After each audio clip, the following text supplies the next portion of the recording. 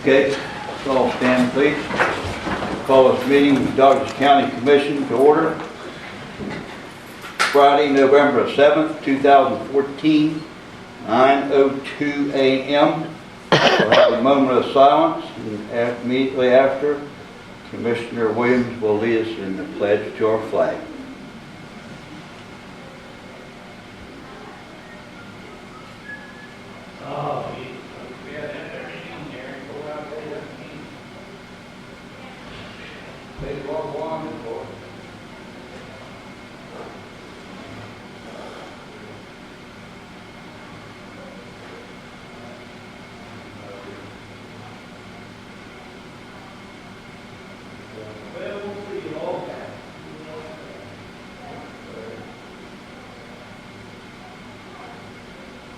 Amen. I pledge allegiance to the flag of the United States of America and to the republic for which it stands, one nation, under God, indivisible, with liberty and justice for all.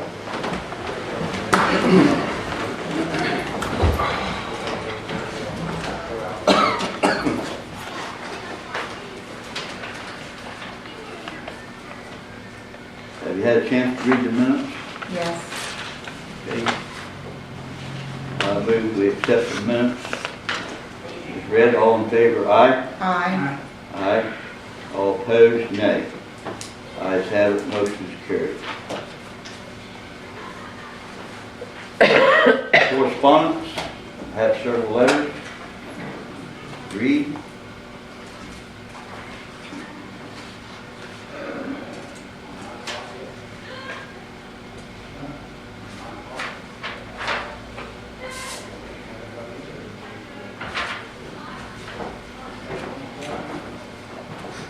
Awful small print, so I'll do my best, okay?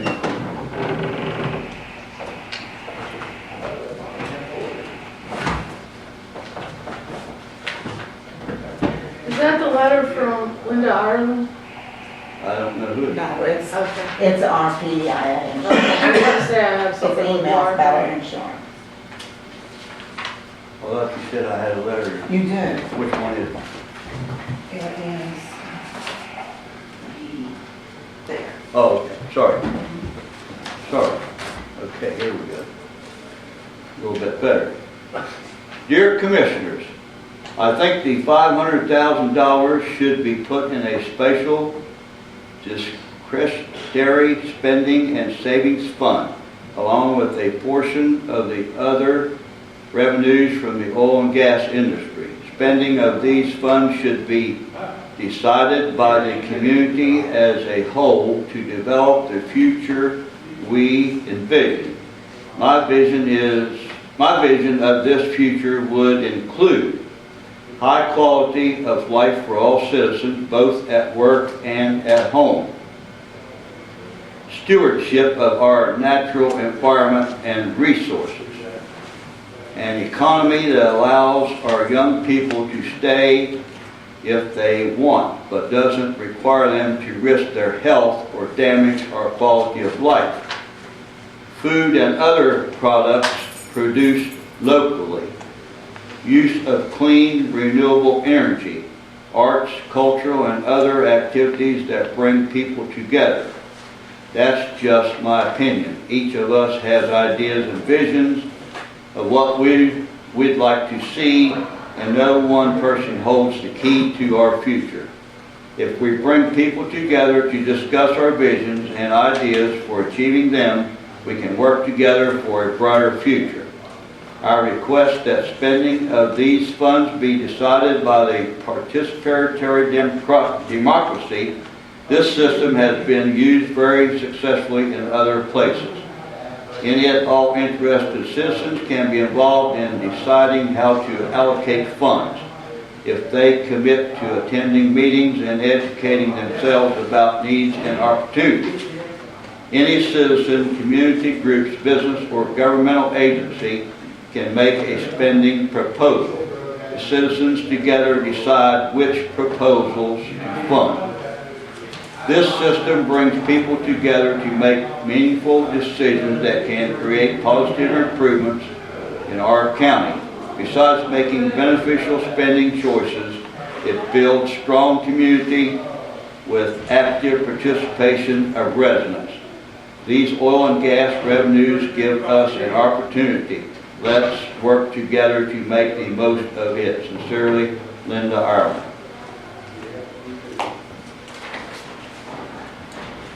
Clarksburg Mission, please help. Dear friends of the mission, as I write this letter, we are currently $60,000 behind our income projections for 2014. As our board and I reviewed this information, it occurred to me that we may be a victim of our own success. For the past several years, this ministry has been very healthy. We have dramatically increased the amount of ministry we're doing. Our media coverage has been terrific. We've developed some amazing new partnerships, Veterans Administration and Homeless for Harrison County, most notably, and are seeking our homeless friends served in ways that none of us could have imagined 5 years ago. Because of all this success, I have not been in the newspaper or radio or television with calls for help. In fact, we do use media lately, particularly Facebook. It is to make someone else's needs known to our generous community.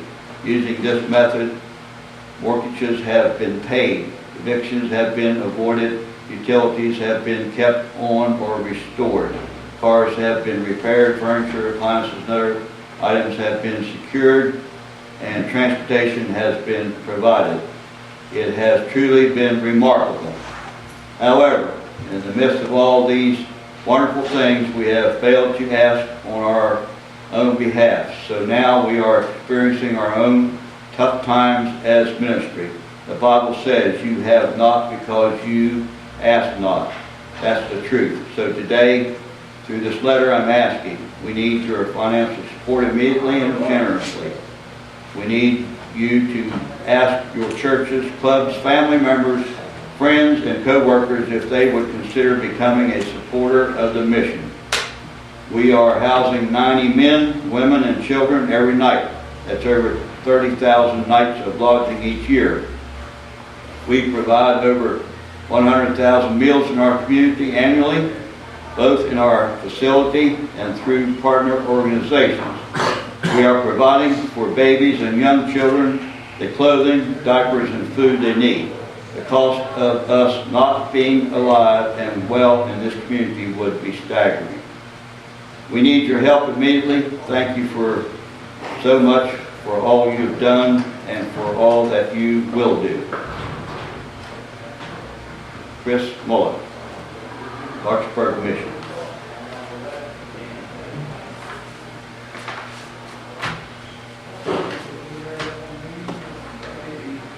Steel Law Offices, Dodgers County Commission, attention Commissioners. Dear Commissioners, on behalf of the Dodgers County EMS, I am writing to all attention to what we believe is unfair and unconstitutional targeting of a private enterprise by the Dodgers County Commission. Dodgers County EMS is a private company which, in theory, competes with the services of the county-run and controlled Dodgers County Ambulance Authority. However, that competition is a good thing, as it promotes the health, safety, and welfare of the citizens of Dodgers County in times of emergency. Throughout the past several years, the Dodgers County Ambulance Authority, an agent of the Commission, has made disparaging public and private remarks about the Dodgers County EMS and its agents with no regard for their factual accuracy.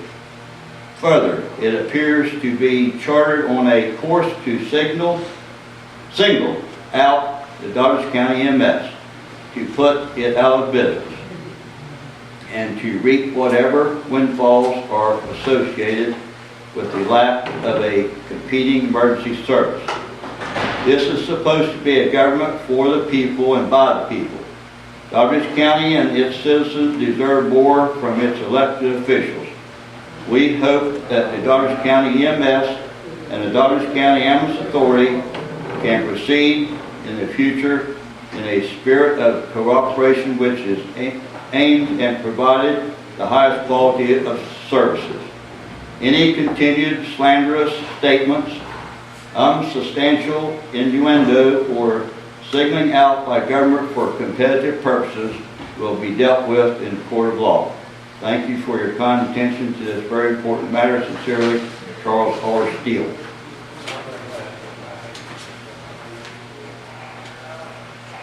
Douglas County Historical Society. Patricia Harris, President. Douglas County Commission. Dear Commissioners Sandora, Williams, and Robinson.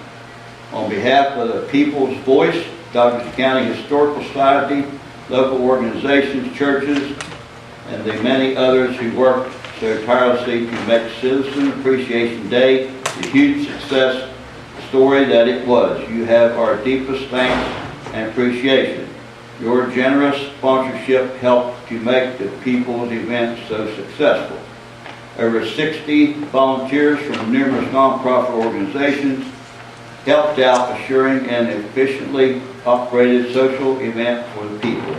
An estimated 600 to 800 citizens were served over $2,000 at our cafeteria style food stations and spent the day enjoying our free drawings for over $7,000 in prizes on Sunday, October 19th.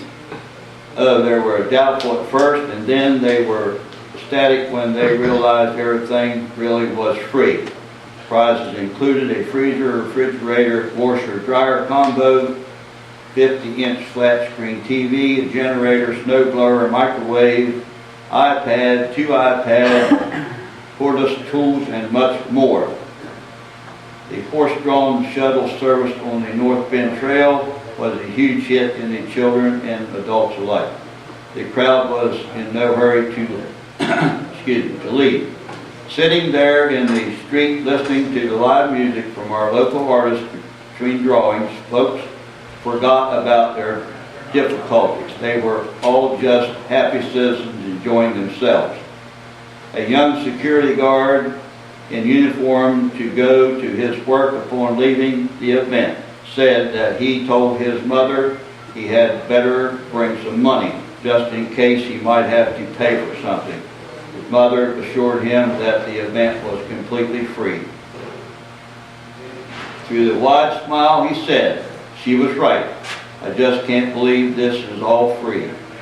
Citizens Appreciation Day far exceeded our expectations on so many levels. Citizens were smiling everywhere we looked.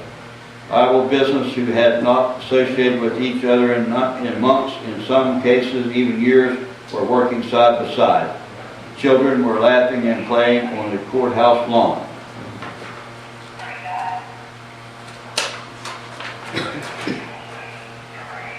Our event not only made the newspaper, television, radio, and internet, but spread by word of mouth across this state and even to other states as far away as Florida and California through family and friends. You can take pride in knowing that because of your sponsorship and other sponsorships like yours, it was made possible. Thank you again, and we look forward to working with you again next year. Sincerely, the People's Voice Committee members, Kirk Connor, Patricia Harris, Jeff Harvey, Sheila Lipscomb, Tammy Porter, Brad Wilk, Jennifer Wilk, Mike Thorne, Douglas County Independent.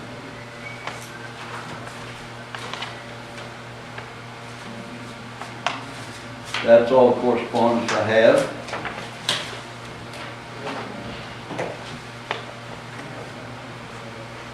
The public comment. We have 2 people that are wanting to speak, so you each have 5 minutes each. Mariana, you are first.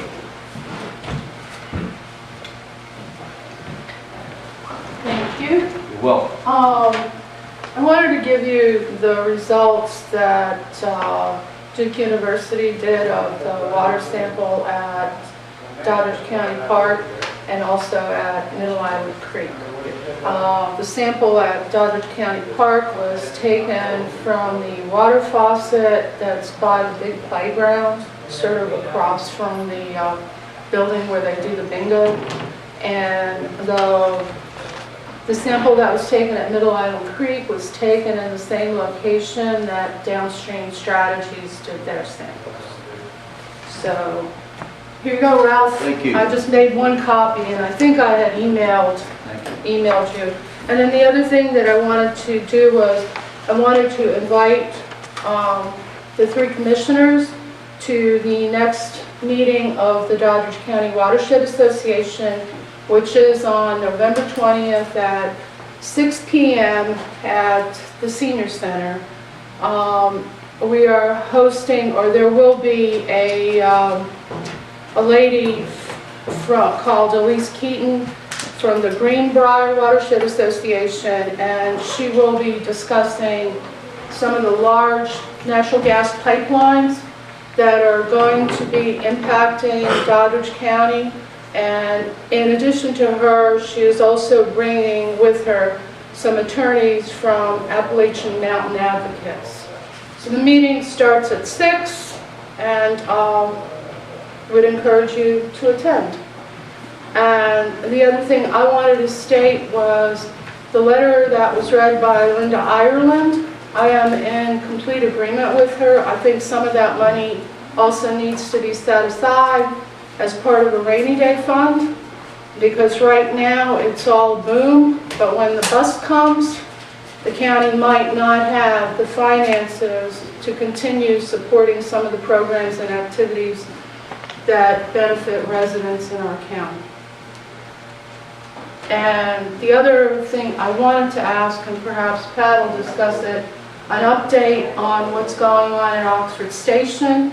It's my understanding that there was another spill related to oil and gas down around the Avon area, or Indian Fork, where there was over 1,000 gallons or 100 gallons spilled. 110 barrels. 110 barrels, which was more.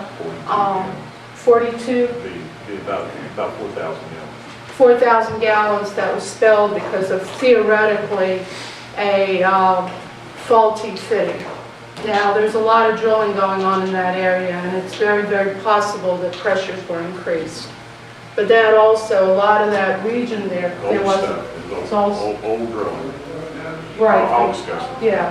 But anyway, it seems like we're getting more and more occurrences, and I'd like to know what's going on with Oxford, because every single water buffalo that I have seen in the county has been directly related to Antero drilling. Okay? So, thank you. Thank you.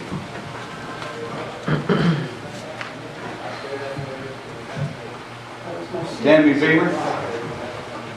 I've just got some questions today. Okay. How much was the royalty that was paid? What was the check? 534,000 and change. I'm not sure, I can't remember exactly. Okay. Okay, Beth, can you tell me how much DCAA payroll was last month?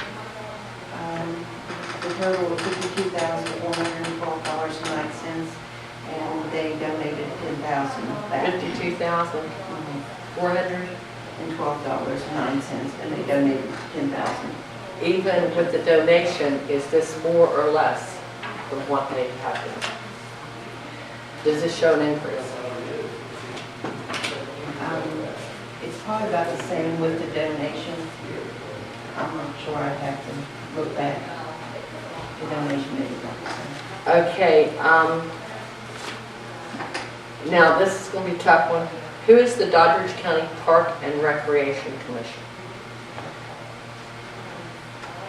While I was doing my research on the park and getting an article together, I found there is a Doddridge County Park and Recreation Commission that has received donations of land. I did not find in the records, in the deed books, where this organization has ever been documented, to have been appointed, or to have been set up. So technically, there's land being given to an organization that doesn't exist. I did go through the West Virginia State Code. West Virginia State Code says that the county commission has the right to appoint an organization called the Doddridge, or whatever county Park and Recreation Commission. Is this the park board? And if it is, why are we calling it the park board and having land donated to a Park and Recreation Commission? Anybody know? Okay, I don't know. I can't answer that because I don't know. What was the land that was donated to the The 210 acres last year, and then there were about 4 pieces of small lots that were donated back in the 90s. I believe it's the Smithburg Depot area by the Spencer family. You know, if it's I don't know legalities here, but if it's a board, they can end. The commission, you know, the county commission doesn't end, and always before the property went into the county commission's name. So this might be something you guys want to check into, because the county commission is the permanent organization, not a board, not an appointed board.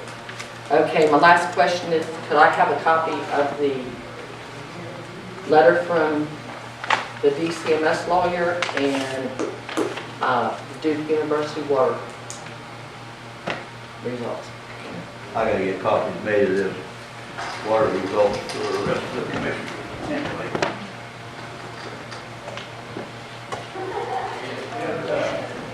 Okay, that ends public comment. Go to new business.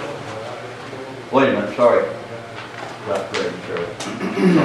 Yes, I do have something. I'll be right back. Go ahead, I'm gonna give it to the girl. For anybody in this room, I know it was said at a meeting that I could not attend because I was on vacation. It was said that I was not a member of the Board of Directors of the Ambulance Authority. I want to read from Code Section 7-15-5. It states, any individual who is a resident of or member of the governing body of any participating government is eligible to serve as a member of the board. In addition to that, in the sentence right preceding it, it says, each member of the board shall have one vote on all matters coming before it. So I think that probably, rather than opinion, I think the West Virginia Code speaks to whether I am a member of the Board of Directors, because I was appointed by the County Commission at the beginning of the 2 previous years to serve with the Ambulance Authority Board of Directors. That's all I have to say. For now. No comment. Okay, we'll go to new business. Pat Heaster, OES report. It's been a busy 2 weeks.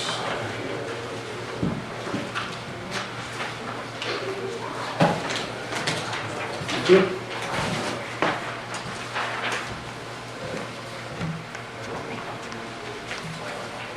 Thank you. Everything's pretty much,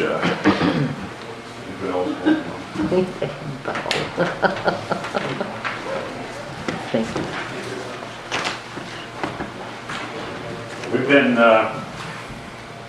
just 2 weeks since the last meeting, we've been pretty busy. The rainfall has brought us closer back to the plus side. We're still gaining ground, but we haven't, we're only gaining little bits and pieces. We had the LEPC meeting on the 16th.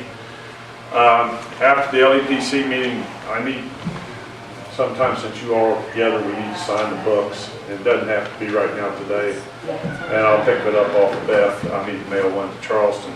But I met with the Dodge County Board of Education, and they were very interested in updating their pre-plans and their SOPs on their accidents, and we need to work out several of the SOPs of what to make the state regulations agree with the county policies and the operating situations on the emergency people. On the 28th, I met with Greg Kelly on the gas line for the generator for the tower. And then I met with April, I think on the 29th, and she just gave me the agreement that I've got to get fax up to Jan Chapman for the free gas. I don't think there's a problem there. On the November 3rd, I took the OES truck to Jane Lou to have the radio put in it, and I guess Beth will talk to you about getting the bill paid.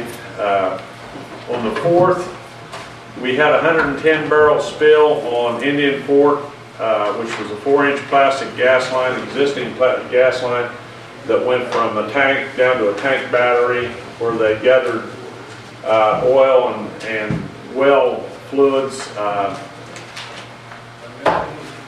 They had it was kind of a calamity of errors. It was run through a state road culvert. It was surface type mounting. The line had never been buried. It was put together at the culvert with what's called a dresser coupling, which is a friction type coupling. It is separated evidently during the night and had dumped the oil and the fluids had went through the culvert out into the meadow. We got the call that I guess as near as they can figure out about, they think 9 or 10 o'clock at night it happened. We got the call about around noon the next day. We responded with our hazmat trailer, but by the time we got there, the other than some log booms in the creek and the runs, the meta it dissipated over the meta and it pretty well absorbed it. You'll be glad to know that 801, 802, 803, and 804, which was all the hazmat stuff for the county, was all on scene. Smithburg was there, the DEP was there, Antero was there, Waste Management was there. They started the process of removing the topsoil. I talked to the landowners, one of them on scene and one of them that night. I informed of the situation. Antero, it was an old well. It was about 10 years old, I think Davey Nicholson told me it was up on his property. And the line was just laid on top of the ground. I don't know if the cold weather separated the coupling or what happened, but it didn't, it came apart. It was blatant to see where the separation was, just poor maintenance and stuff. And when I left the scene, DEP was there, Antero was there, Waste Management was there. They was in the process of gathering the topsoil and had the proper containment was established. There was nothing in the creeks, there was nothing it was all in the topsoil and it absorbed into the soil. So the biggest question they had was whether they were going to take 4, 6, 8, or 10 inches of dirt and move it. They were putting it in container dirt.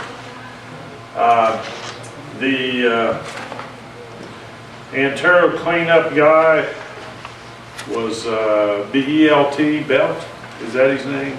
Tanner Belt. He gave me his card and they were on scene when we got there and they were getting everything rolling. On the 5th, I met with Greg Kelly early in the morning. We went on hill to establish where we were going to tap the line and stuff for the tower site gas. We got that established and worked that out. While I was up there, Noble Energy called me and told me that they had purchased 3 foam trailers for the county at about, or 3 foam trailers, about $25,000 a piece. Wanted to know if we'd house one and use it here in the county. It comes with about, I think they're 750 gallons of foam, Class B, AFFF foam, which is about $35 a gallon if you buy it. But this trailer is all set up. It's got a deck gun on it. It's all set up with two of these, if I understand it right, the pallets with the metal frames on them and the plastic tank in them, and they're contained, and they wanted to bring us put two on the trailer and bring us a spare. And all we have to do is pull a fire truck up to it, hook up to it with the water and stuff. And wanted to know if the county could handle something like that, and I thought, shorter than I thought maybe we could. It was free. They'll be delivered later on in the spring, and he said he'd get back to us on the paperwork and stuff. He had to know our hose thread and everything like that to order the trailers. He had asked for 7 trailers to place around the area. He got 3. So Goddard County got 1. This will be for use for everybody in the county. I mean, if you want to bone your garden down, I guess you can come and get it too. But we've had 9 transportation accidents. Well, we've had 8 transportation accidents, and we had a oil and gas related structure fire called in out of Shirley. She didn't give trophies out of the parade, and she had a whole bunch of fire trucks out there. They was flaring a well and thought that the church was on fire. And it calamity of errors. The 13th of November, it wasn't anything Shirley did, but it was just funny. We get there. November 13th, they're putting the electric in the building down here across the street. The 15th of January 2015, we have our LAPC meeting, and the 22nd of January, we have the advisory board. The generator has been installed at the Humane Society. There was, when we did the budget last year, there was a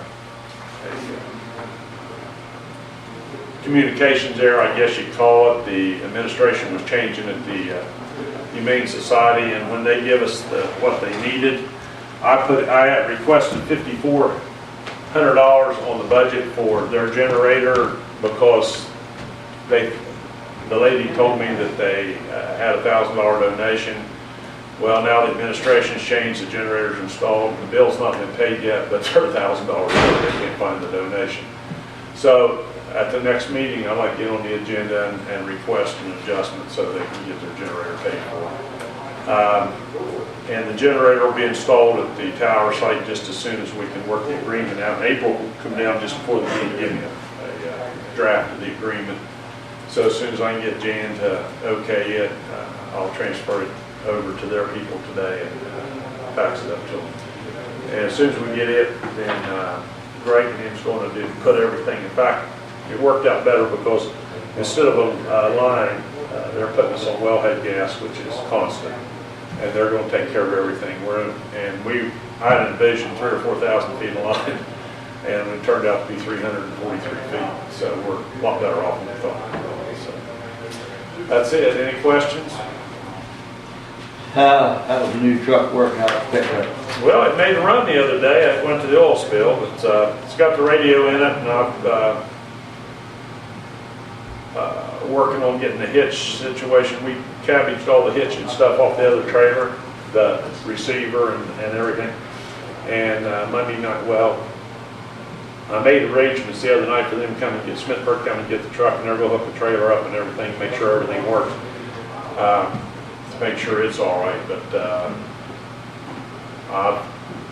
I don't think Bo's used it, so. I thought Bo was here. I thought she was sitting there. No, I don't think so. Was he? He was here. He was. Was he? Well, I don't think he's used it. It's sitting down there in the first bay. It's there. He's got keys and it's all ready to go. It's full of gas and clean, so. I was just going to ask him if he used it, but anyway. And I guess we're going to use it Tuesday maybe to move that cabinet in for Beth. And I'll get you a phone number 4 days over. I'll call and either stop back up with a number, so somebody you can contact, probably the town call. And because he's got keys to everything, and I'd recommend that you not bring a tractor trailer up here to move it. Just take it out to our building out there, there's a place to turn and everything. And then they can put it in the pickup and bring the pickup up here. It's that fireproof cabinet for downstairs. Yeah. Which is just, it's really not that big. Probably refrigerator dolly move it. It won't be as heavy as the refrigerator. So. Pat, will they replace that topsoil out at Nicholson? Yes. I told Davey, Ed Kempston was the other landowner out there, and his brother owned the other side of the fence. But Davy's kind of dancing around out there, and I said, why don't you go over and ask him who you contact about damages? He just lit up like a Christmas tree, so I'd say that families will get damages in there. It was a, Halls had drilled the well originally, and Antero had bought it out, and some of the other stuff they purchased off the Halls. And yes, they'll replace all that, and the landowners seemed to be happy. I told them I had pictures and stuff, and if they want them, I'd make sure I got it to them. I talked to Ed that evening, and he was going up the next morning. I'd give him the same contact numbers that I gave Davey with the cards and stuff. So I can't do anything more than that. The booms that we use turn kind of a rainbow collar if there's oil and gas, like in the creeks and stuff, to detect petroleum products, and none of them turn, so I don't think it got to the creeks or the roads. Are they gonna remove the booms when they're done, Pat? Because on a lot of the sites, like when you drive around, some of the places where the booms have been placed, nobody comes to take them out. So even if they're picking up stuff, it stays in the creeks or whatever. The gentleman from that belt from Ryan Environmental, Mantera, was in charge of that, and the waste management guy that was there, I don't have, it's out in the truck, I don't have his card, but they were bringing container trucks in, they had everything, they diked everything out in the meadow. You know, they rolled the surface. What they were doing was exploring to see how far it went and how deep it was. And they would roll the topsoil back and making a dike out of it, and the further out in the meadow you went, probably topsoil would take care of it, but back next to the road is like 6.5, 7, maybe 8 inches deep. I measured it there in a couple of places. But, Thank you. okay, you can't do anything about that. Like you said, that was old stuff. That wasn't a pressure line, it was just a gravity line. So, and there was another oil company in there working on the other side of the road, and I wonder if they didn't move the line or some way that they disturbed it, because the dresser coupling is usually a pretty good coupling. I mean, and the well is only 10 years old. I mean, that's in comparison to the ones we have that are over 100 years old. Yeah, and this was a gravity line. There wasn't any pressure on it, so there's no line pressure there. But If they get that line, you put a little tension on it. well, the way it ran up and through the culvert and then took a hard right, and it had that dresser coupling right there, kind of. Pass the line? And those things are slick anyway. They slide, they'll move on you, they'll hump up in the wintertime, come up. Yeah, well, it went through the culvert. If any property owner try to do that for gas, I mean, Well, that's I guess there's been illegal. prior discussion and tickets on that, so. DEP was there, I turned it over to Doug and his boys, so, I mean, you know. Thank you. Anything else? Thanks, Pat. Thanks.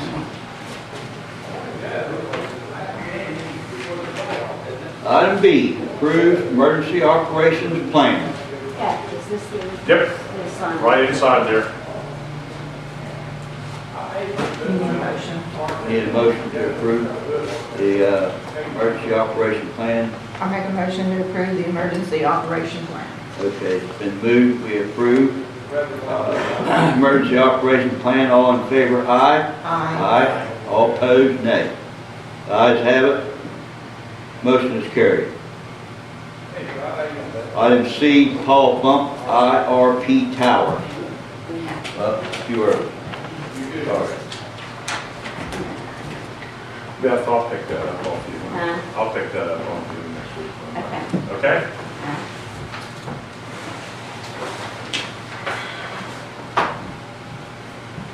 Okay. I don't see anybody in here that would be Paul Bump, is that? No. Well, we'll move on to something else and come back.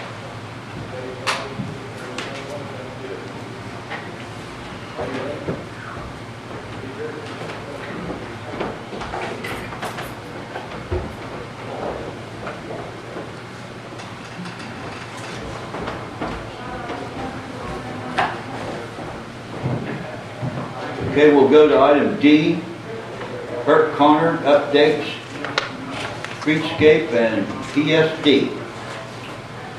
Yeah, first of all, on the streetscape, the EDA got approval released, or whatever it was that we got, mid-September from Department of Highways to proceed to bid for contracting on the streetscape. Talks with both the engineering firm that's working on that for the EDA and another one that's represented on our board. They both recommended that we not do anything this fall because we wouldn't get a lot done. We'd pay twice to get started if we did that, if we got a contractor that could even do anything this fall. Another thing that was pointed out by both of them was that we'd get better bids if we waited and bid it this winter with a start date in the spring. Right now, construction firms are finishing up projects and so on. We wait a little bit and they'll be looking for work for next year, and we'll conceivably get better estimates on it. So that's where we are. This winter I'll work with Michael Baker Engineering to do that bid process, and I believe it will require it will take a little bit. So hopefully it'll be a contractor that can start as soon as the weather breaks or within a reasonable period of time, and we'll get that completed hopefully this summer. So one concern I have that I'll point out, just because it's realistic, is this has been 5 years since grant was awarded.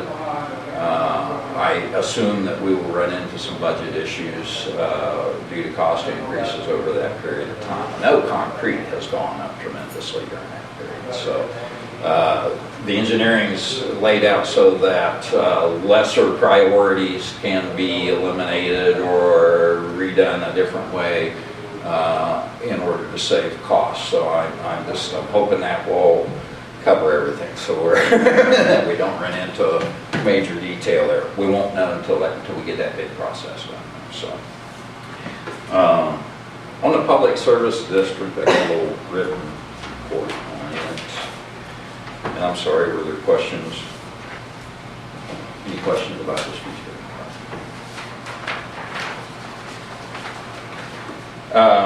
The PSD board was very active this summer. We met monthly.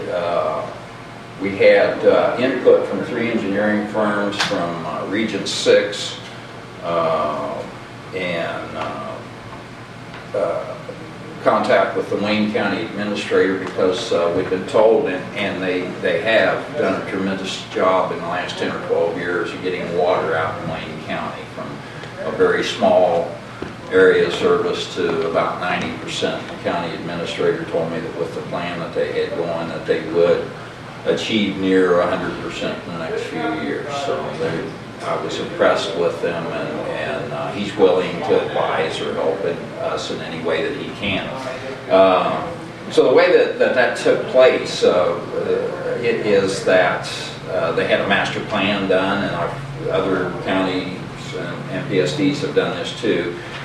Your priorities are set. We already have some priorities that we're aware of, but in your planning, your priorities are set. However, funding's not always available for the priorities, but it might be available for a section over here that you've got engineering on. You go after that funding, you get that project done because the funding is available.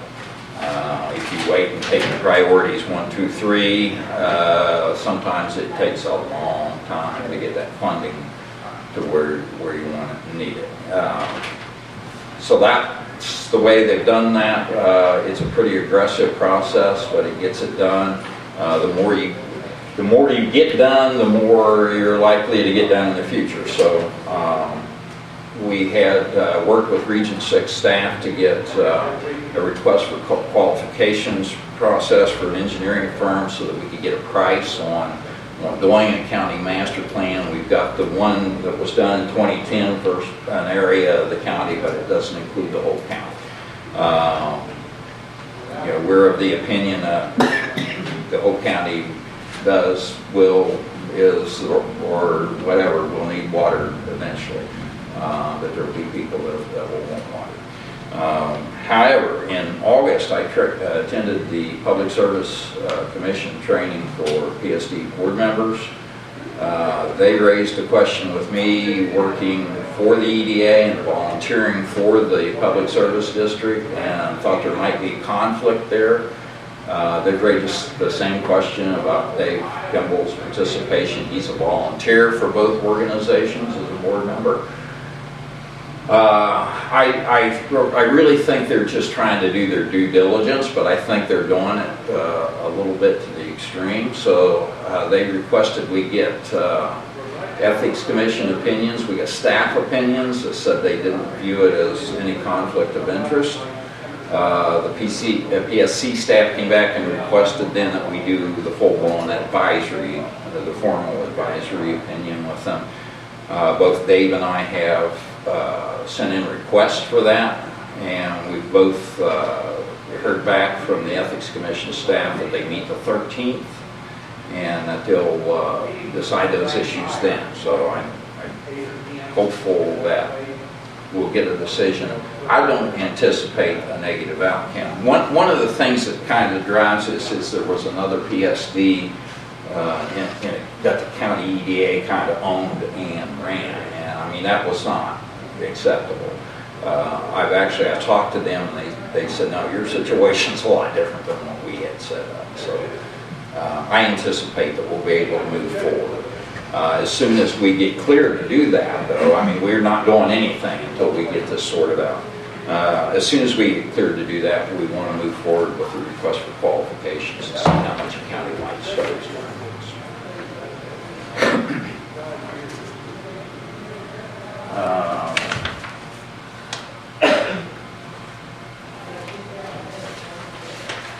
Concerning comprehensive planning, Dave Snively, here with Extension, and I have done a fair amount of research. Let me have this back for a second.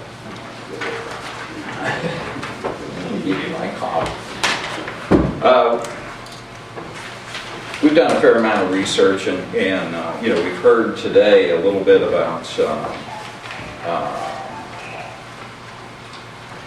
desires and interest in budgeting income. So one of the things that a comprehensive plan would provide, and a reason to move forward on it right now, is that it would provide consistency of local government activities and budget over a period of years. And not just one time for 1 year.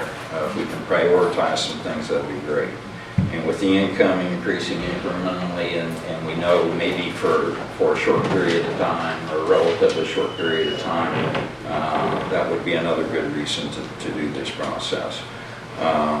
It allows for lots of citizen input. The planning process does. It's spelled out in state code, and the outfit that we're recommending really places a lot of emphasis on citizen input. Some funding sources that we might be looking at in future projects require a comprehensive plan, or else you can't tap those resources. And if you want to have land use ordinances, or you want to alter land use ordinances as of right now in 2014, you have to have a comprehensive plan in order to do that. It's required by law. Chapter 8A of the West Virginia Code provides you more detail than you want to know about comprehensive planning, but there's extensive requirements there. Quite frankly, I was a little intimidated until we came across the WVU Law School Land Use and Sustainable Development Law Clinic. They've developed a process that complies with the code. I'm impressed with, Dave and I attended their 2-day training on it. We were impressed enough with them then that we invited them here for a meeting with several folks, and have decided to recommend them for the process. If you hire an outside firm, it's typically $50,000 to $70,000 for a comprehensive plan that meets state code requirements. These folks, the cost will be nominal. There might be printing costs, meeting costs, those sorts of things, but it's a pretty inexpensive way to go. They're working with several communities around the state. They have at least 5 attorneys on staff and a certified planner on staff. So that's a good thing. We further recommend, and after talking with town officials, that we do a joint town of West Union County plan. The state code spells out how that works and how that is done. It's just simply well, we have to work together on a comprehensive plan anyway. They're interested in having a comprehensive plan, and they can adopt, if we use that process, they can adopt the same plan for the town. That gives them access to resources that they would not have without it. So we're recommending that.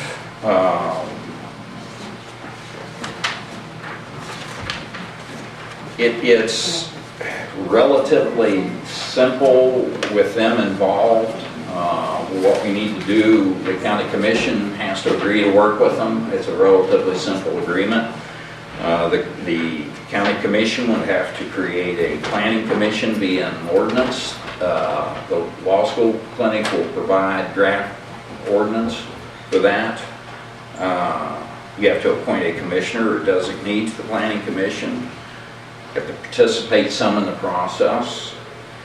After completion of the plan, there would be a formal review by the commission and adoption or altering and then adoption for it to comply with state code. The process takes about a year.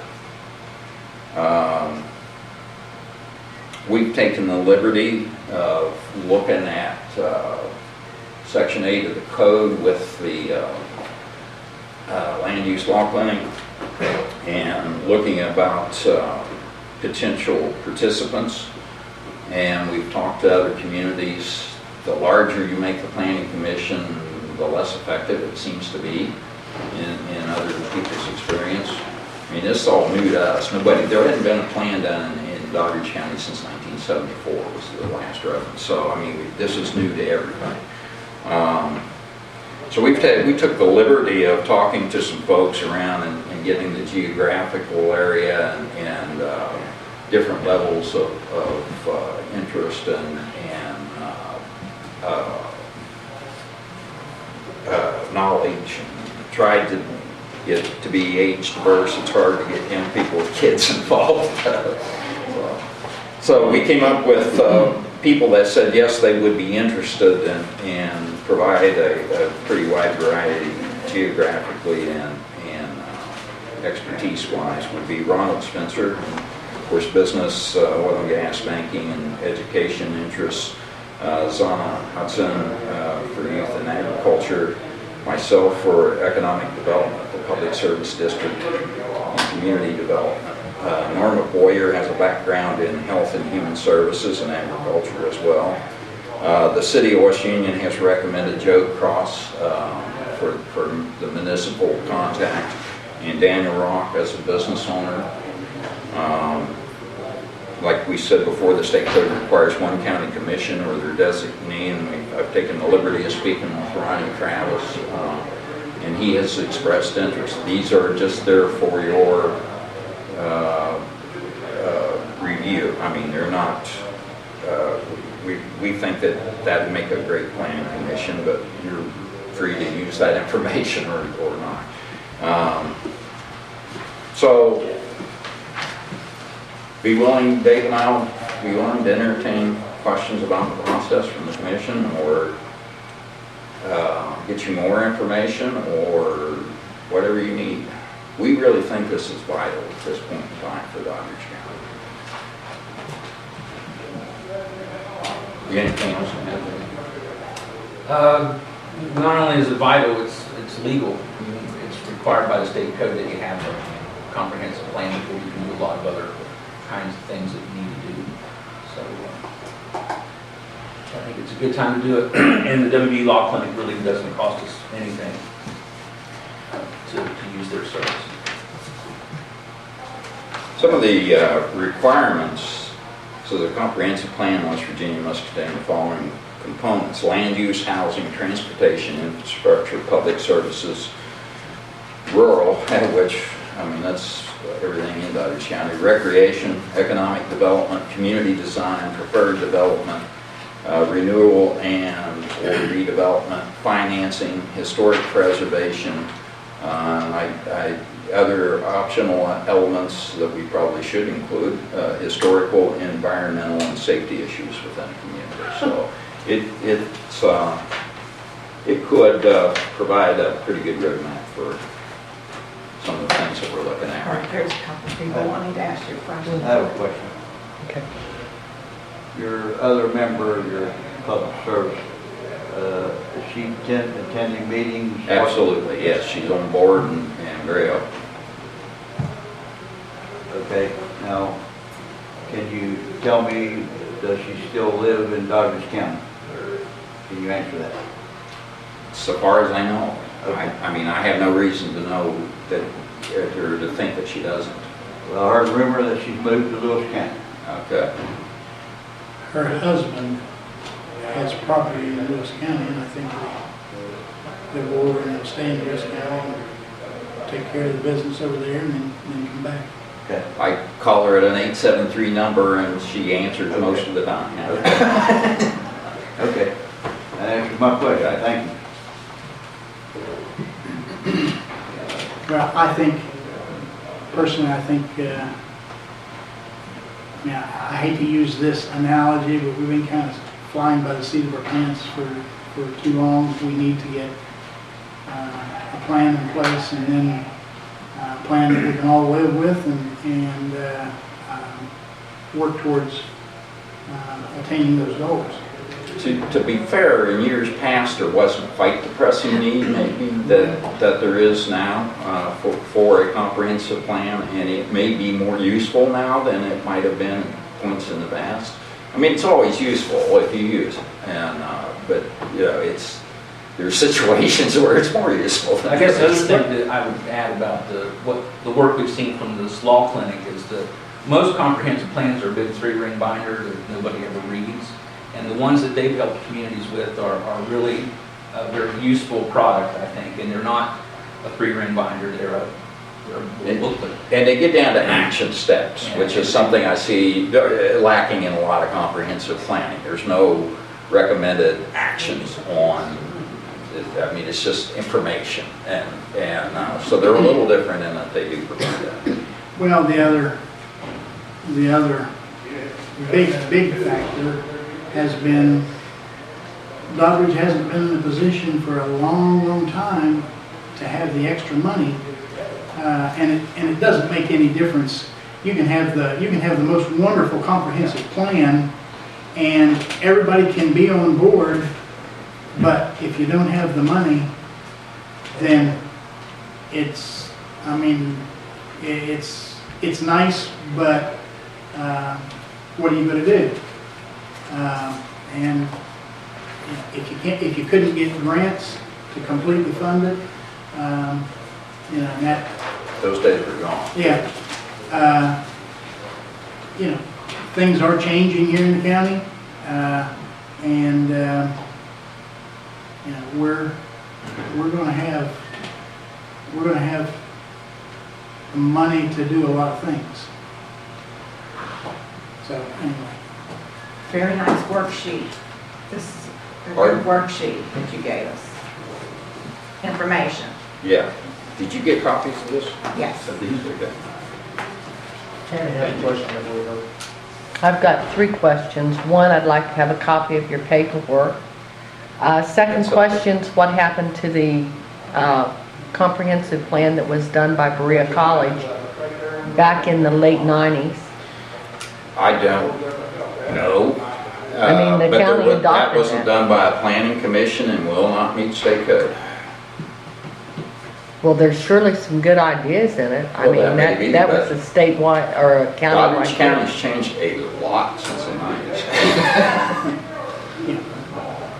And my third question is I notice here, you've got some good people listed on here for your commission.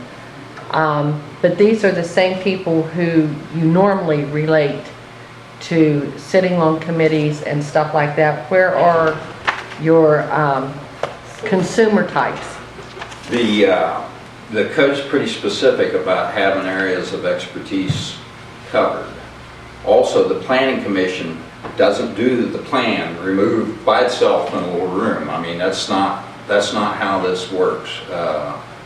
Both the code and the WVU Law Clinic process builds in lots of community participation. And I could see where we'll target certain groups. I mean, we got to have a conversation with oil and gas on a comprehensive plan.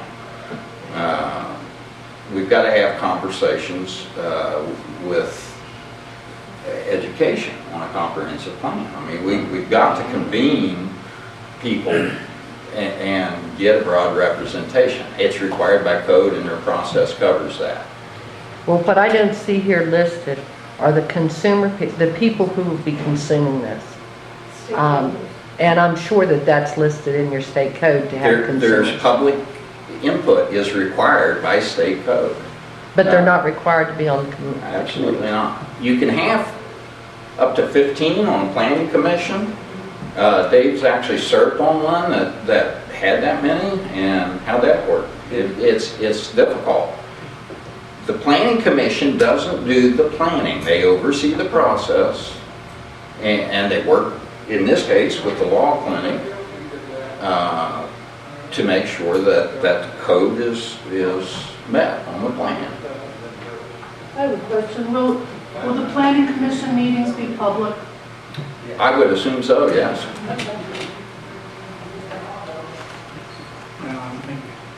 I think you can say that they would have to be because they're going to be Yeah. an extension of. But there would be no county reason commission. for them not to be. I mean, here's the thing, you know, we have this wonderful opportunity finally to move forward in a state level thing that's directed by state code.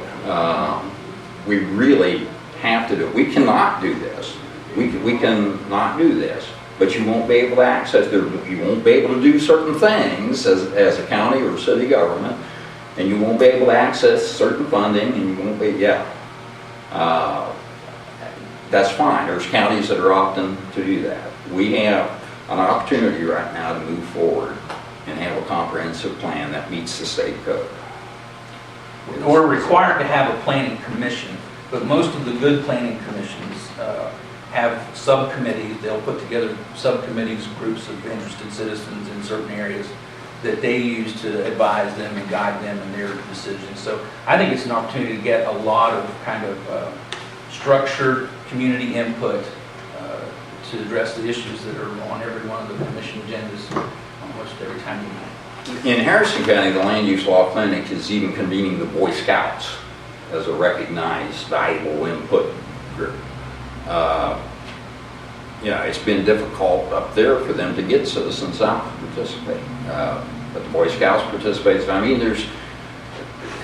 they look at all options. The Extension has a pretty good network of people here in the county, from 4-H COS. That's a pretty broad representation there that I think we can tap for one group. I have a question. You said the county commission has to agree to use the West Virginia University College of Law. Do they need to do that right now? No, we don't have a copy of the agreement. We just are making the recommendation that we use this group, and then they'll bring us a copy of the. They tell me it's relatively simple, just so that there's some sort of commitment back and forth. And what about if the county commission wants to do the joint with the town of West Union? Is that something they need to do today, or is that something for another day? That will take place in the ordinance, which the clinic will provide a draft of that before it's adopted. If we tell them that everybody's kind of thumbs up on this thing, they'll prepare all the necessary paperwork, come down and do the whole dog and pony show. I just didn't know if there was something you needed from us today. Consent to move forward is what I'm looking for. I think the commission is all in agreement to move forward. Do we need a motion? All right, I'll move that you move forward on your plan. All in favor, aye? Aye. All opposed, nay. Ayes have it. Motion is carried. Yes, sir? Okay. hopefully I'm not speaking out of line here. We did the comprehensive plan, Robinson did the comprehensive plan for Bridgeport and Wheeling. And every step of the process involves the public.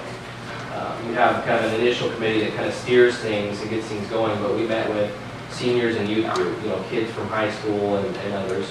We tried to really bring in a cross-section. That's what every plan is. I can't speak to what West Virginia Law School does, but I assume it's similar. Is you get input at all levels, but you kind of have to have a group that steers it forward and moves it forward. But every step of the process involves public input, public meetings, from the initial findings all the way to the final adoption. There were public input to speak to the different items in there and to make sure their input was felt. I think that's critical to get buy-in because, like you said, if you have a plan that nobody really bought into or really contributed to, then it just sits on a shelf and that doesn't do anybody any good.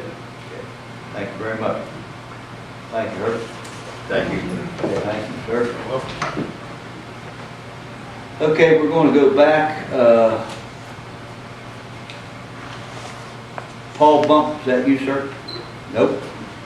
I think there was probably a miscommunication. I had called and left him a message because at the time I talked to him, I didn't know when you were meeting. And I called Lee's office a few minutes ago and he's not there today and I'm afraid he didn't get the message. Okay. So I probably have to talk to him. They're kind of locating to see, but I have a feeling he didn't get the message is what the problem is. Because I told him if there's a problem with that date to call me back, but I never thought about him not getting the message. I had to leave it on his answering machine because I just had to leave it there. It may end up having to be the next meeting. They're trying to locate him and they were going to call back and probably will let me know. What is IRP Tower? What is that? It's I can answer that. It's kind of complicated. That's why he's coming to explain what it is. That's what you guys asked him to come to explain what it is and what funding is available and what's available. It's for the radios like law enforcement. Yeah. New radio. They've got them, Okay. but they need the power Okay. in the county so that, because there's dead spots. Okay, so we got him on the agenda for next meeting? Yeah, I think so. I'll actually make sure I talk to him personally this time Okay. instead of leaving a message. Okay, thank you. Item E, Homeland Security Grant, DCAA.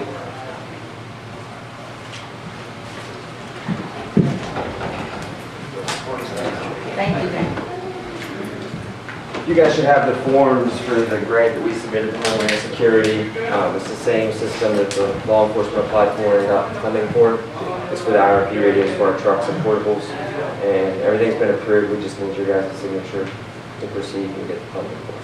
Do we have to pay for that? Address right there. That's right there. See how much money it's for. Yeah. 24,000? Some change. And then there's no match.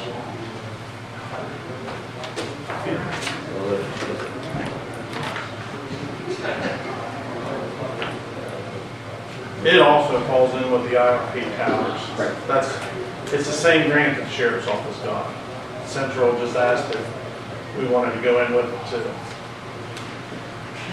So we need to move to accept the grant. Yeah. Right. And it's just sign it and then it'll go back to the state, they'll issue everything. It's one of those we have to authorize sign. I will move that we accept the grant.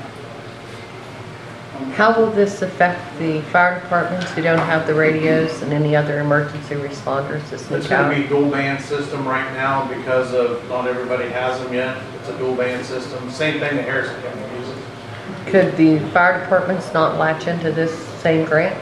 I do believe they were contacted. Everybody should have known about sheriff's office did They it. We haven't did it. got it accepted yet. I know some of them have. Yeah, I thought it was pretty much a countywide thing. Everybody was trying to go to it.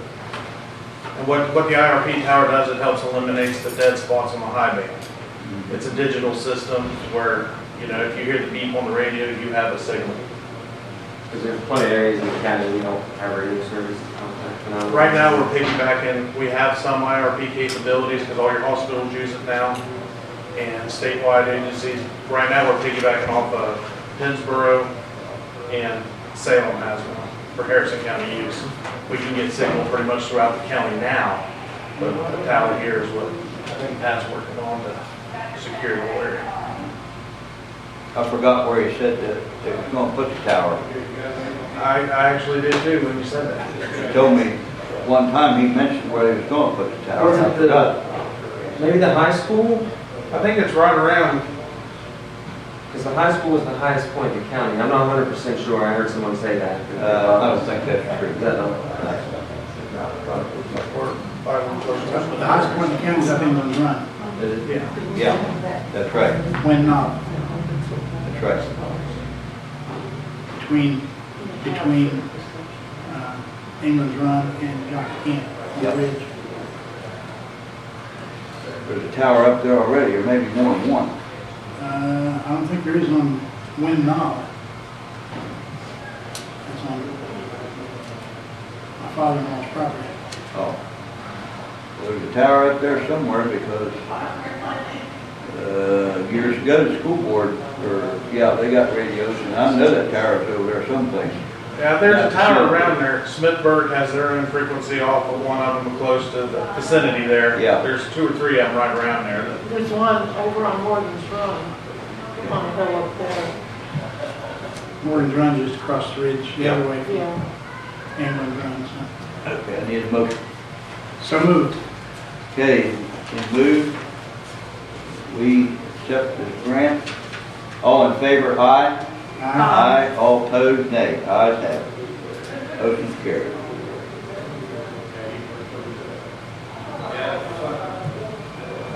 Figure out where to sign now. Yeah, very confused.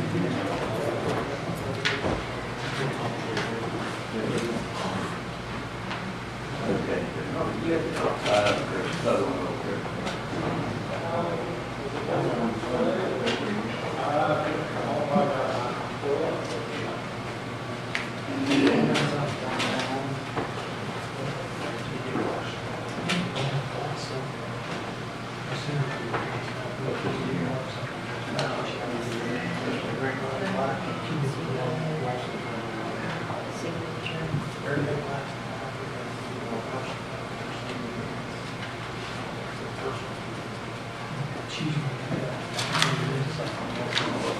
Bill? 57.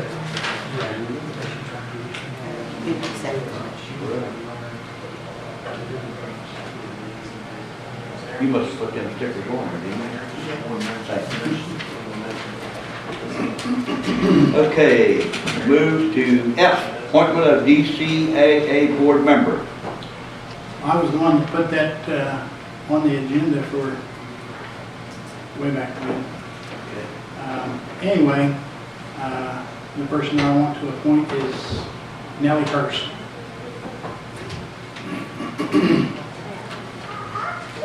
Okay. Pardon? Yes, I move that we appoint Nellie Hurst. I want to appoint one too. I want to appoint a person too. Okay, so go ahead with yours first. You appoint Nellie Hurst? Yes, it's mine. Motion, you made a motion to appoint Nellie Hurst, DCAA board member. All in favor, aye. Aye. Aye. All opposed, nay. Nay, I vote nay. I want to appoint Greg Moyers. All in favor, aye. Aye. All opposed, nay. Nay. 2 nays. Motion did not carry. Thank you. Mill Island Creek Project. I spoke with both two people bid on this project. The paperwork that the clerk has is kind of vague on certain items and certain starting points. It's really, really complicated and vague, so I did speak with April, and I say we, clerk and I are going to type up a new, whatever the word is for it. Description. Description. Yeah, description of where the starting point is and where the ending point is. And I contacted both parties and talked to them. They're both in agreement that we should do that. And we will have the two people resubmit their bid when we get this paperwork completed. I will mail copies to them. They will resubmit their bid. It was very confusing the way it was in the past. It was confusing for everybody to understand what they needed to do and where they were supposed to do it. So we'll take no action today, and we'll have it on the agenda for our next meeting, please.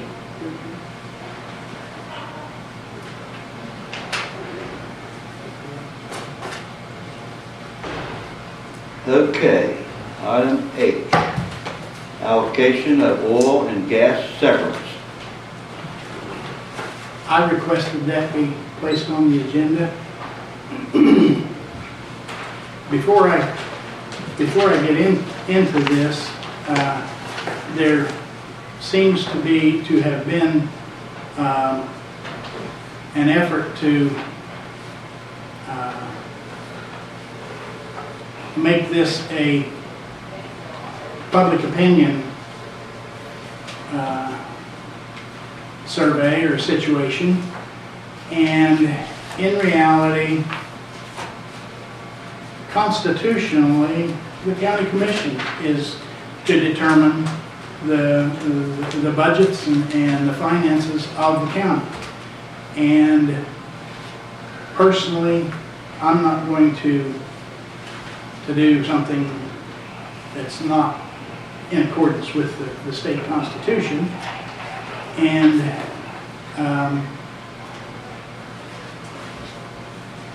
you know, it was in the paper, it sounded to me like the county commission had invited public input on this, and the public, yes, has their time of comment, but the fact of the matter is, the three people that sit up here, currently the three of us, after January 1st, Ronnie will be up here. And we are the ones that make that decision. And we are elected to do that. I mean, if you get right down to it, we've said many times up here, the only thing we control is the budget. We don't control Beth's office. And if we try, she's going to get very upset.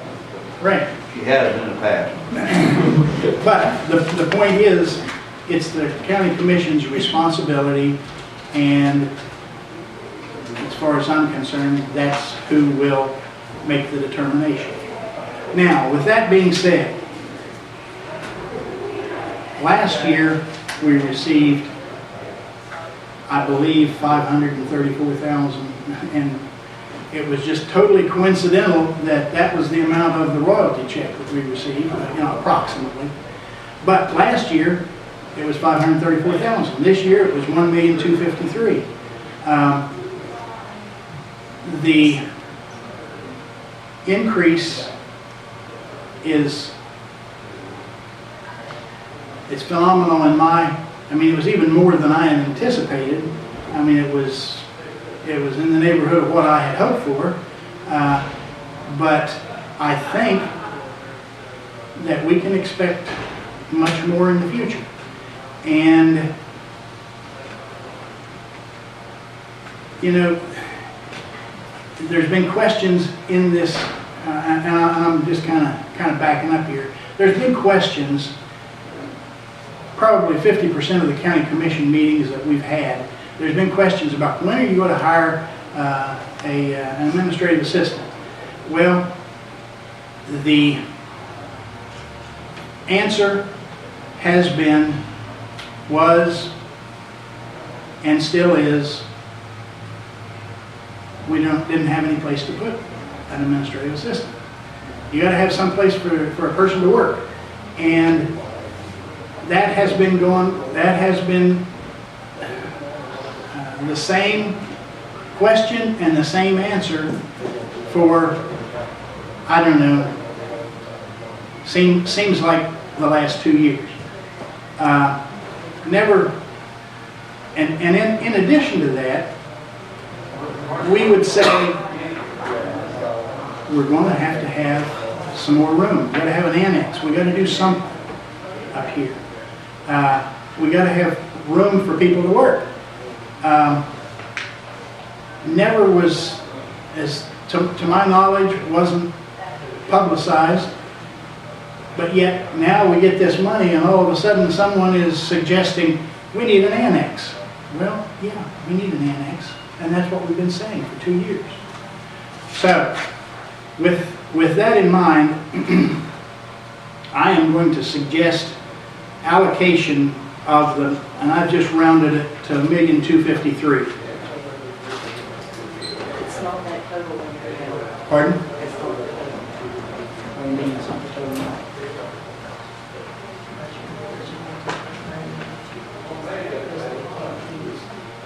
Okay, it's not. Well, we can adjust that. It's still not, I mean, it's not.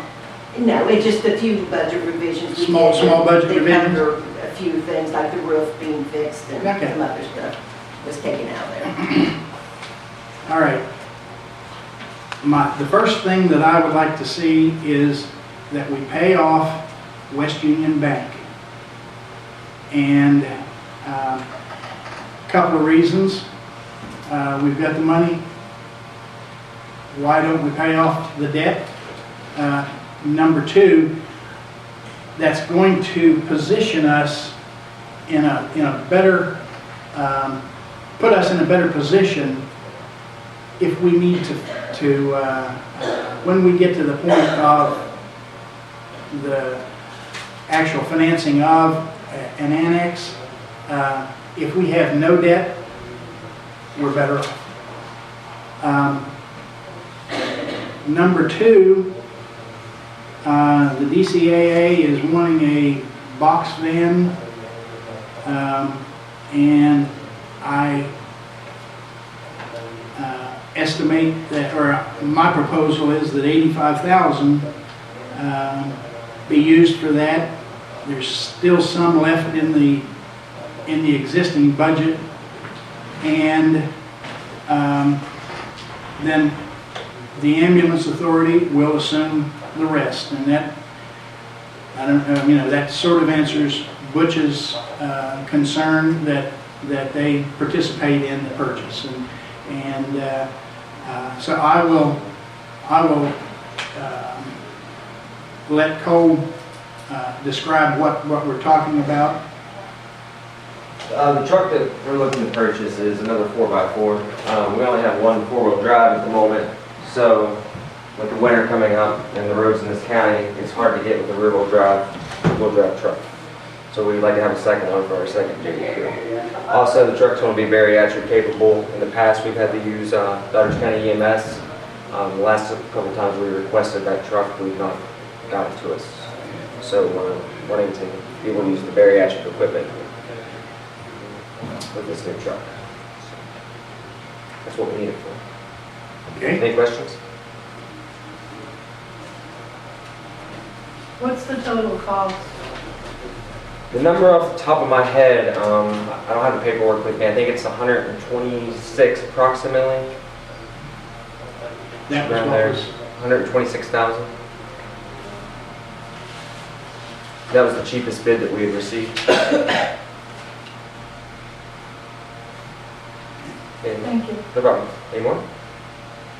thank you, Cole. Thank you. So, you're proposing the commission put up $85,000 and they pay the remainder? Well, there's, Is that what you said? yeah, $85,000 out of this allocation, but there's also, if you remember, we had $70,000 in the original budget for, and they used something like 55 to purchase the other ambulance. So there's about somewhere between 10 and 15,000. But whatever is left out of that amount is what we would be committed to, and they would commit to the balance of the funding. Any other questions on that? I had a question. They did pay the commission $10,000 back, and I mentioned that one other time, and you said that it wasn't in the budget for them to pay us back. So- Well, okay. It wasn't in the budget to require or to expect them to pay us back, Okay. but they can contribute anytime that they want. Okay. I don't know of any law that would prohibit that. No, Now, to continue, were you finished? no. Okay, sorry. I do remember that when Mr. Compton was over there, he did, and the board did make a motion to pay the commission back X amount of dollars when their checking account got above a certain amount. Am I correct? I think that was probably correct, yes. Okay. Well, and they haven't been doing it.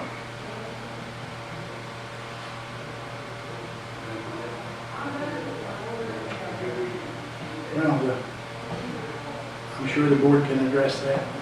We can discuss that. I'll put it on the agenda for the next board meeting. I'll review the minutes and pull the information.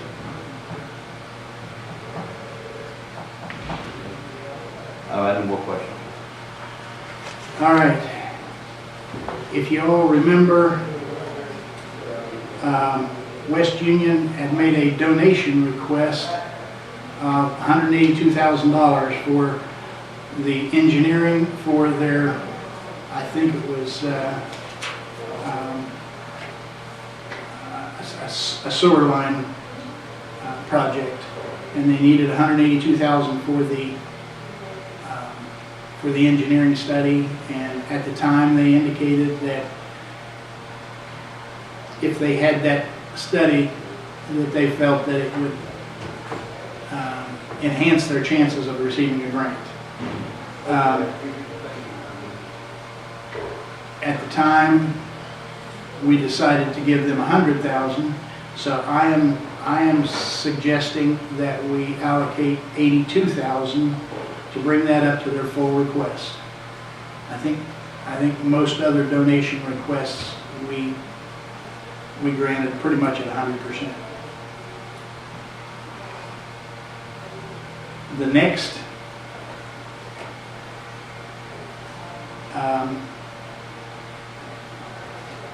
next item, the Doddridge County Park had requested $100,000 to be used for against the bridge that they wanted to build.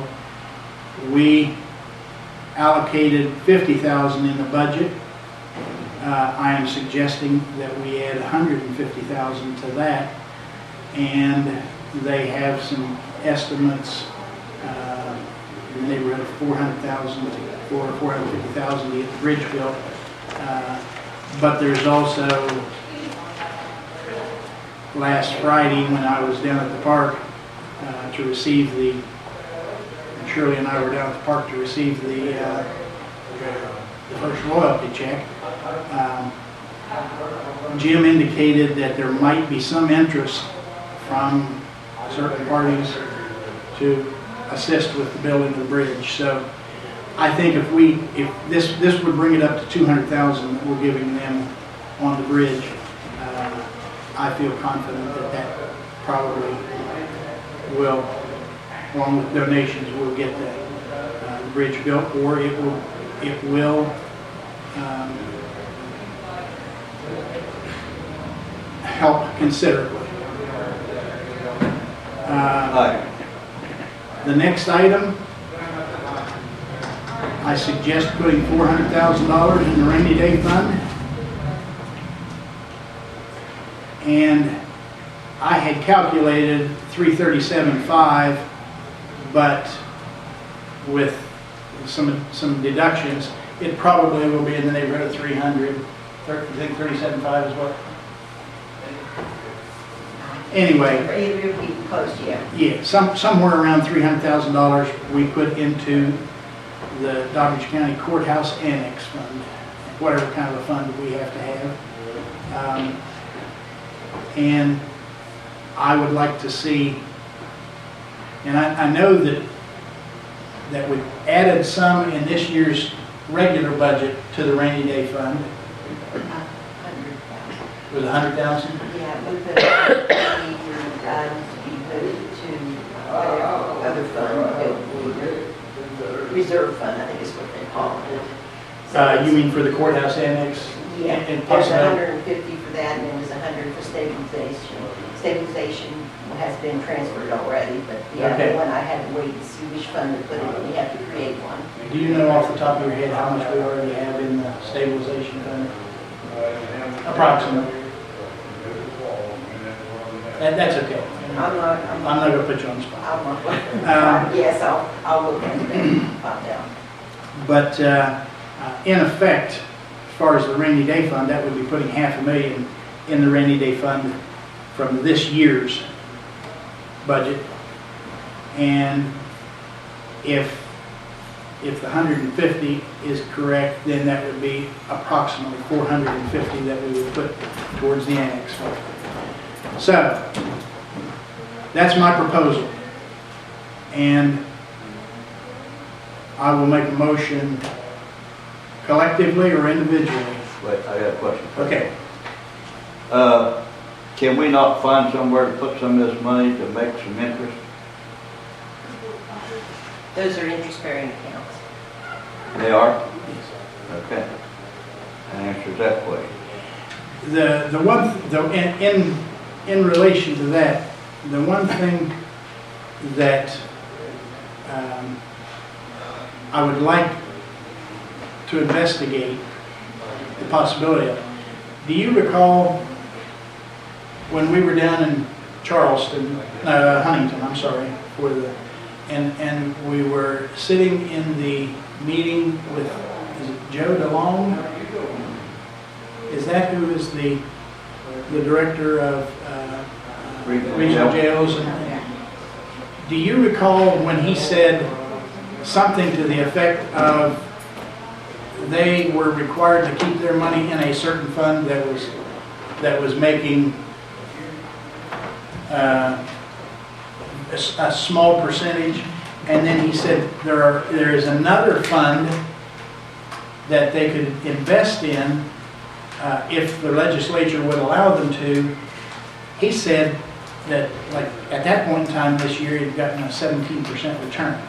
Now, I'm assuming that would be at risk. So I don't know, but I think we ought to investigate, if there was a possibility of getting a much higher interest rate with very little risk, then we need to look at that. But anyway. Yeah, I would be very happy if we would investigate that and try to get some more interest, if that's possible. Yeah. So, any questions? You have any other questions? No more. So, do we need to do this collectively or individually for the items? I would request you do them individually. Okay, that's fine. All right, I will move that we pay off West Union Bank loan, and it's somewhere in the neighborhood of $198,500. That we pay that loan off as quickly as possible. That's my motion. Okay. Motion has been made to pay off West Union loan, approximately $198,000. Is that what you said? $198,500 is. $198,000? Yeah. 500? Yep. Okay. Motion's been made to pay off West Union loan, approximately $198,500. All in favor? Aye. Aye. Aye. Opposed? Nay. Ayes have it, motion is carried. Excuse me, but will that negate the DCAA paying the $3,900 a month back to the commission? Well, that's a good question. I would hope they would pay us back, but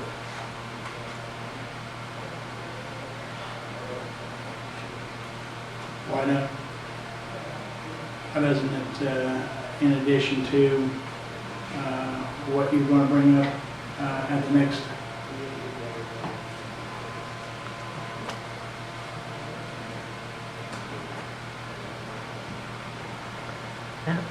Wouldn't that be the commission's decision? Well, it ultimately will, but we're going to see what they recommend.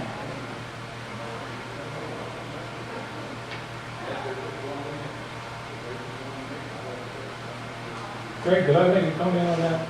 Sure. Wouldn't this be the same as you're assuming the same line as the bank currently has and the payments should continue? Do what?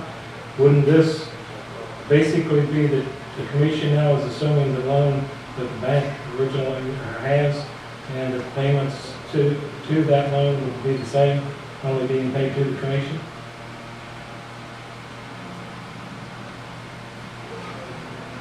The loan is with the Dodge County Commission.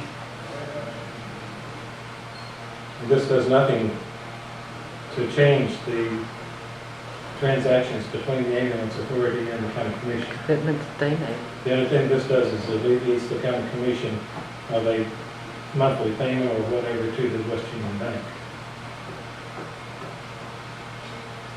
Well, I mean, you can back around into it any way you want to, but the ultimate responsibility is the Dodge County Commission, and we're paying that off with this this motion, which is approved.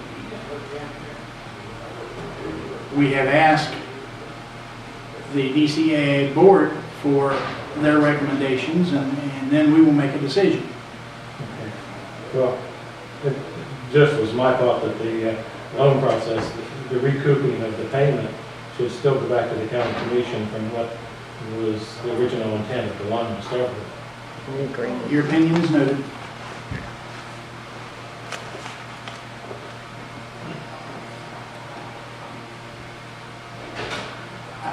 Philip, I need to talk to you about Fair Board business before you leave.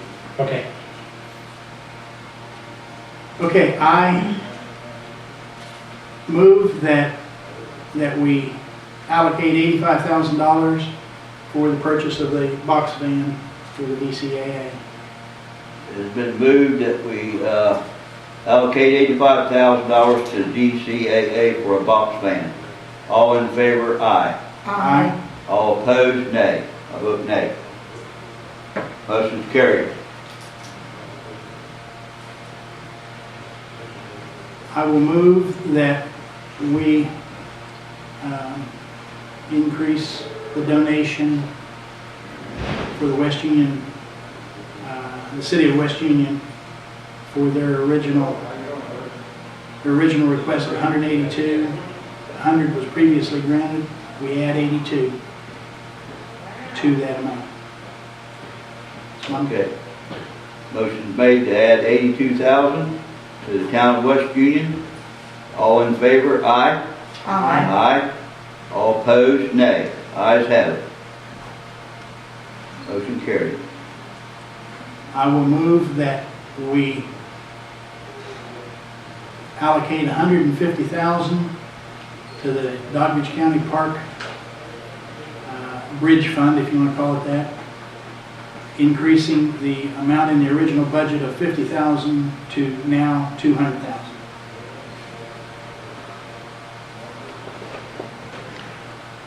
May I ask a question about this? By limiting it to the bridge, if they get extra funding in, will that discourage other people to make donations towards the bridge, is what I'm trying to say? And will they be able to use the money for another project if this happens? To partly answer your question, I really don't have a crystal ball to know whether or not that's going to discourage people. But my opinion is that, number one, the bridge is the primary, it's the linchpin, if you want to call it that, to any development. And so,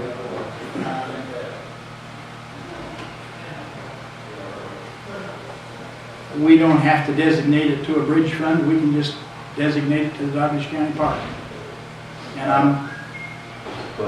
And I'm good with doing that.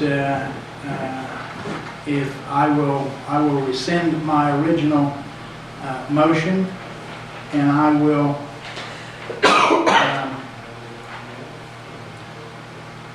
increase the original grant of $50,000 by $150,000, making it $200,000 to the Douglas County Park.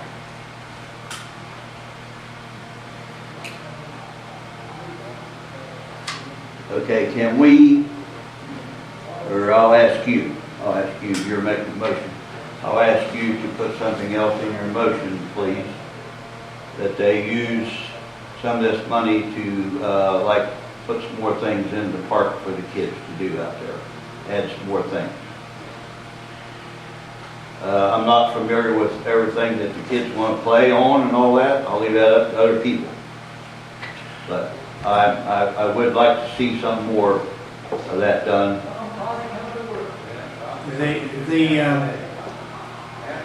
The park has been working on this project for, they said since January of last year. They got engineering firms to come in, and they chose Thrasher Engineering. And Thrasher Engineering has come up with a master plan. Not that it's set in stone, but I talked to Jim yesterday, and this is tentative, but they are thinking that what they want to do is have a presentation, and it'd be after the holidays sometime. Presentation and a public type meeting to present this plan and what it would include. Just to give you an example, the other day when we got our $534,000 royalty check, park board member asked me if we had ever acted upon their request, and if you recall, it was,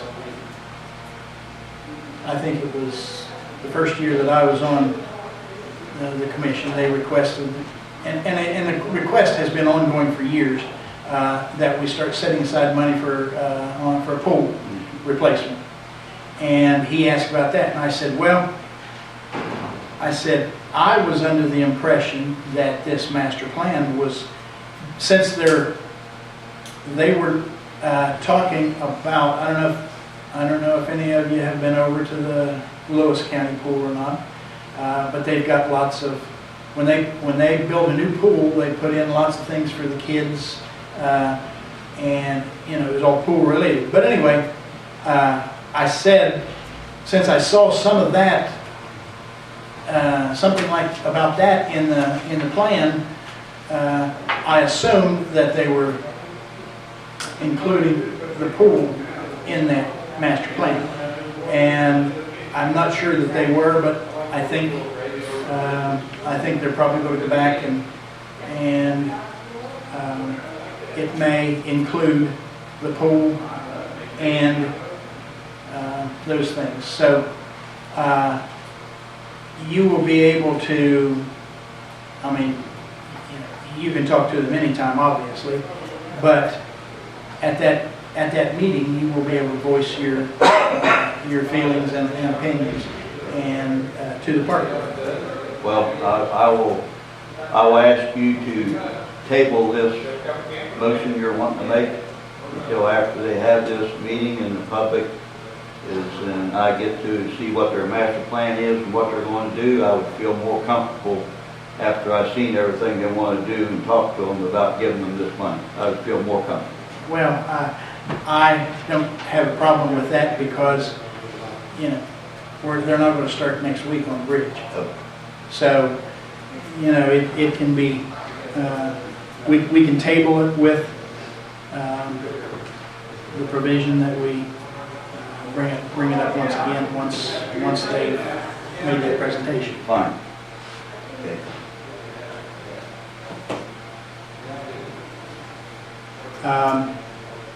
So we've tabled that part of it. Yeah. Rainy day fund, I move that we put $400,000 into the rainy day fund out of the severance tax.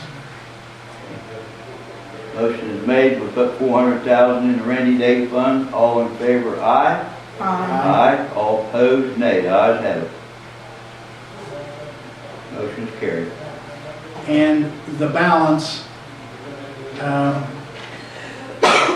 let's just say, I will move that we put $300,000 into the fund that we have set aside for the annex. Okay. Yes. Go ahead with that, and I have a question. You making that motion, Greg? Yes. Okay. Motion is made, you put $300,000 in the annex fund, is that what it's called? Called the capital reserve fund. Capital reserve. Capital Reserve Fund. All in favor, aye? Aye. Aye. All opposed, nay. Ayes have it. Motion is carried. Yes, ma'am? How much has there been any indication what the monthly income off the royalty is going to be? And what are you going to do with those funds? I don't know. What they indicated was that this well was the first of 6.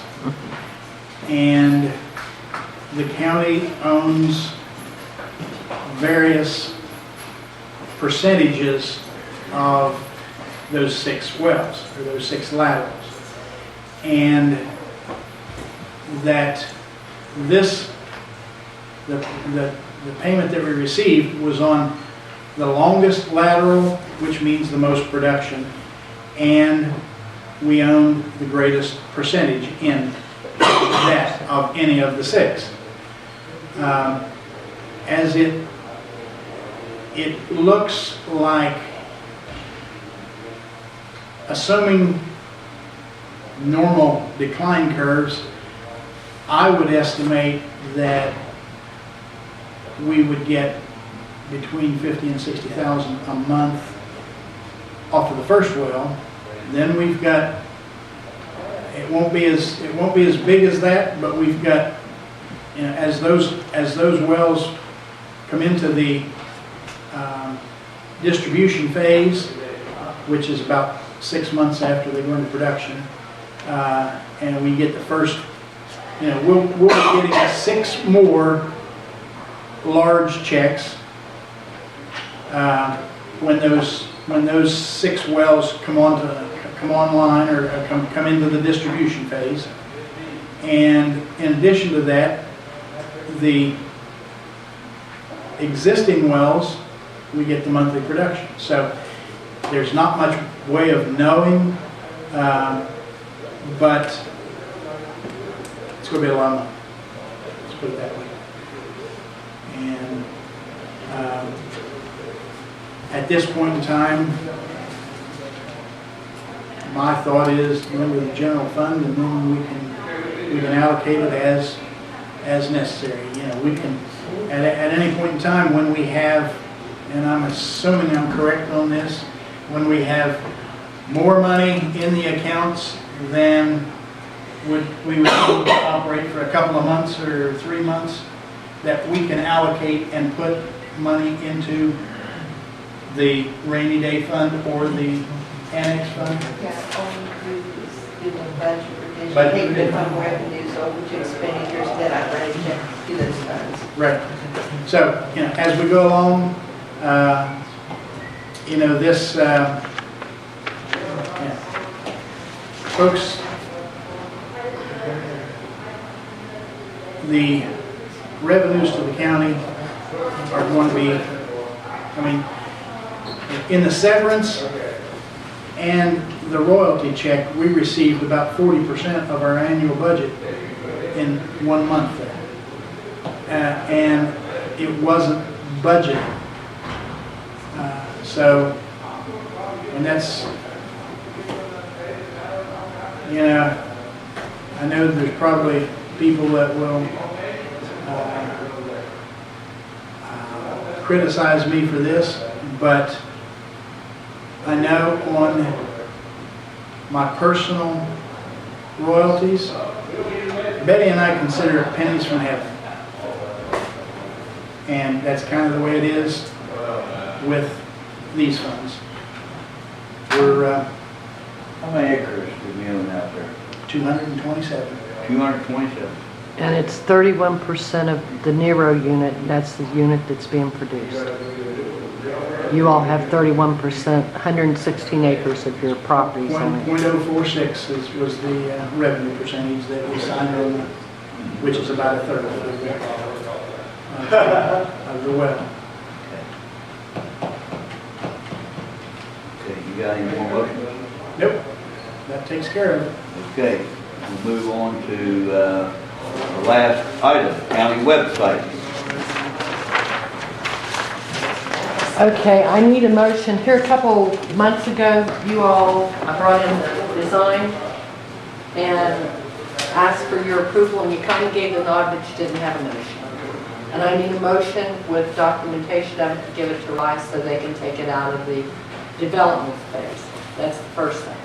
Second thing is last month I mentioned at the meeting that our county school system has 4 different technology people. And I'd spoken to Mr. Kaufman and asked if he could possibly, some way the county commission could join up with them and let their technology people, which they've already got, which are no good, take over this webpage and keep it going. He answered with a note, but these people could be hired on a personal basis on off hours, for off hour time, off hour work. I would like for you guys or somebody to suggest the next stage of this is having somebody to work on it and getting it running. And that's not us volunteers. And excuse me, but we don't have the assistant yet, which was a year ago, right? It was December of last year. So we need somebody to take over once this is approved, so they can go ahead and get the training and get to working. And I thought maybe you all could hire, like Mr. McCullough, he worked with us. If he would accept it, I haven't spoken to him. Hire him on a part-time basis to take care of the website. Who is this, Mr. McCollum? It's Darren McCullough, he's the head of the technology department of the school system. Okay. And he had, from when we met with him, he sort of indicated like his real busy time when he's doing a lot of the repairs and stuff is in the summertime when the schools are out of session. So he actually has more time, I think, during the school year. Is that the same impression? Yeah, and the way Mr. Kaufman talked, we couldn't share one. You know, I thought, maybe they'd like to share and y'all could pay some money towards their wages. But Mr. Kaufman said that wouldn't work, that we would have to hire, part-time. But I don't know, maybe you guys have found someone to do it.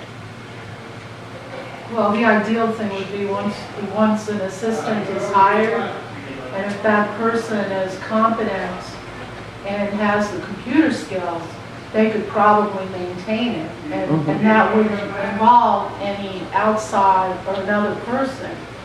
But until someone is hired, this might be a good stopgap measure, so at least get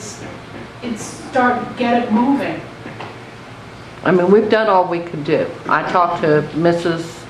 Brazier the other day. She called and she said she needed that. Once that you all have approved the design, which I believe y'all gave the nod the last time, that it moves into the the training stage for the upkeep of it, and that's none of us, you know?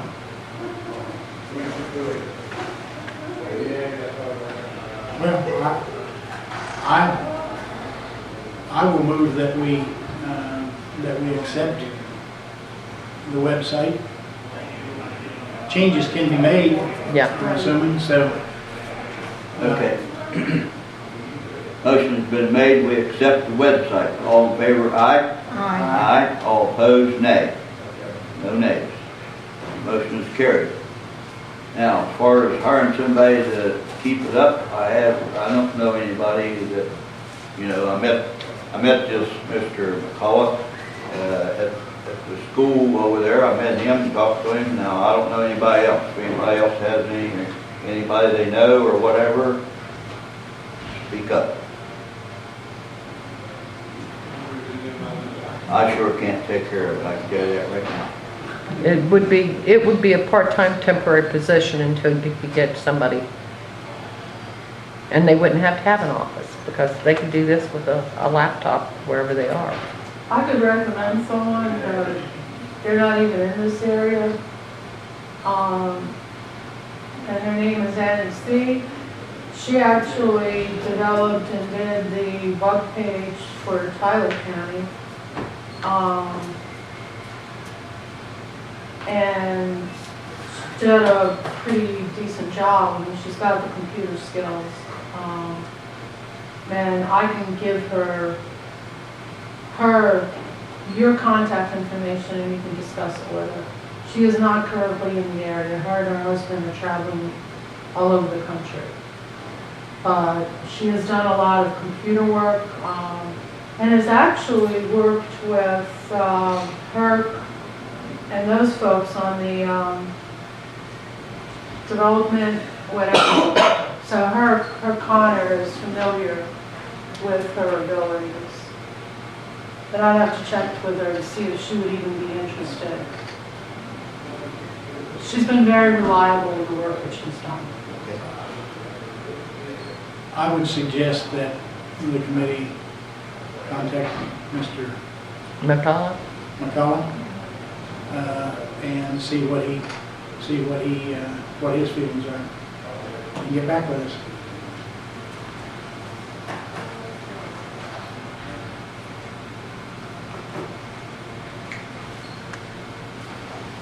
You want to contact him, you want one of us to do it? I would rather one of you all. Charlie, you want to do it? Well, you know him, Butch. I met him one time, how does that mean I know him? even know him. Well, it you need to doesn't meet. matter. I Need to mean, meet. you're the county. What's his phone number? Darren McCullough and you call over to the school system and ask Okay. for him. 873-2300 school board. He might not want to do it, but like they've got 4 technology experts over there, so, yeah, one of them maybe would take it. We did make a motion for you, right? Yes. Okay, I just received a check from that gentleman for $5,000 from the Daughters County Fair Commission, Incorporated, and it's not on the agenda, but there you are. There you are, you got it. What's that for? It's reimbursement from the donations that the county commission made to us back to operate the 2014 county fair. So you guys were in the black this year? Well, no, there's a bit more to the story. Yeah. It was overpaid, and now it's been reimbursed. Reimbursed. Floodplain manager? Yeah, It's your turn. all right, fantastic. Okay, I do have reports, Tammy. I misspoke yesterday, but I thought these had already been turned in, and they had not. So, these are from next week's hard copies. I already emailed them to you. Okay, so I gotta take these down to the office.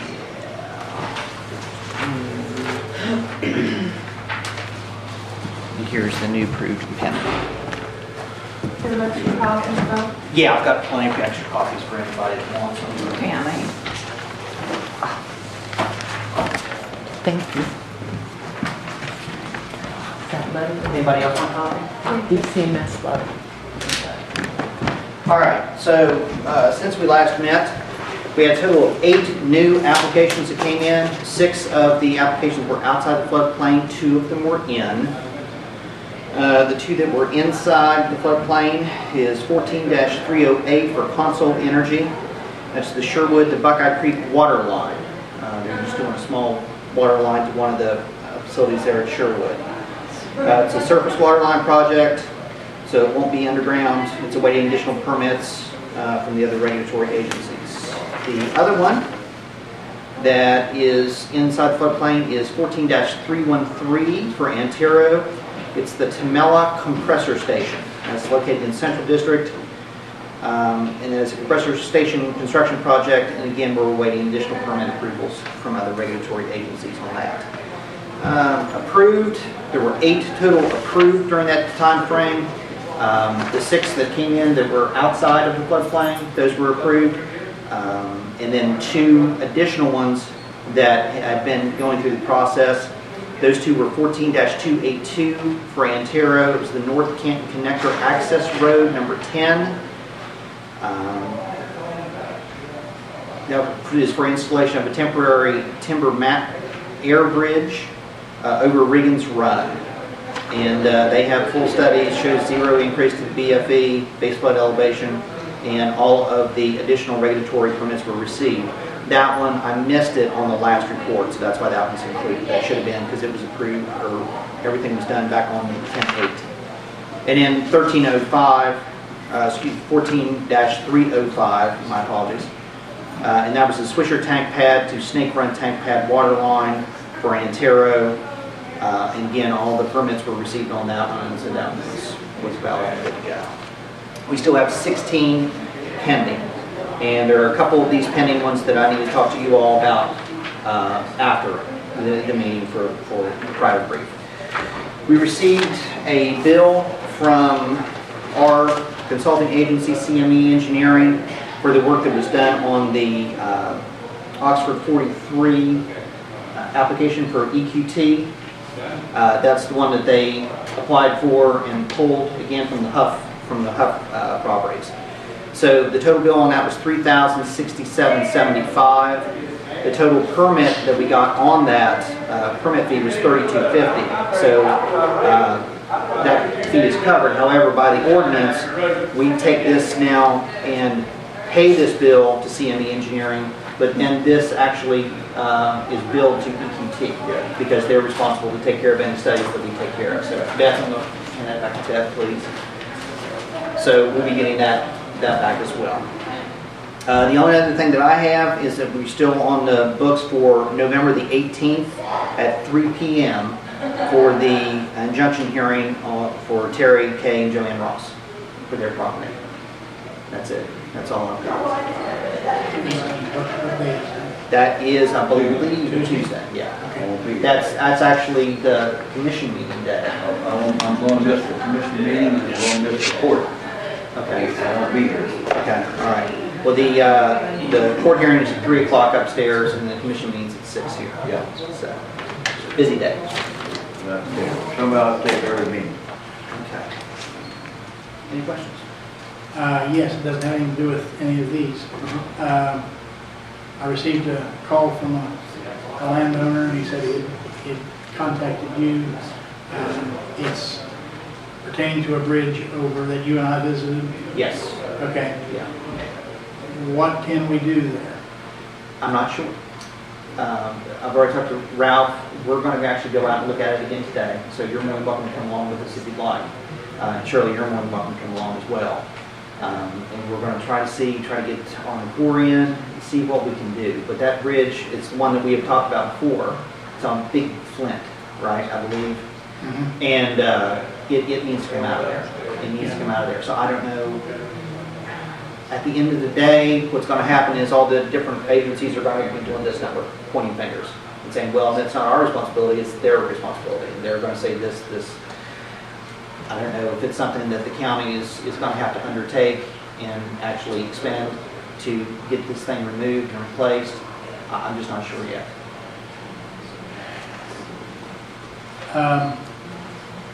It was built by the oil and gas companies way back when, and bad engineering, if you want to call it that. I know that the landowner indicated that Consol had said it's not our problem. But I think they use it. There's another, so, I guess my point is this. If they don't want to participate, then how are they going to access those wells? I would agree. Well, I think probably what you need to do is to see legally what we can do. To put any pressure.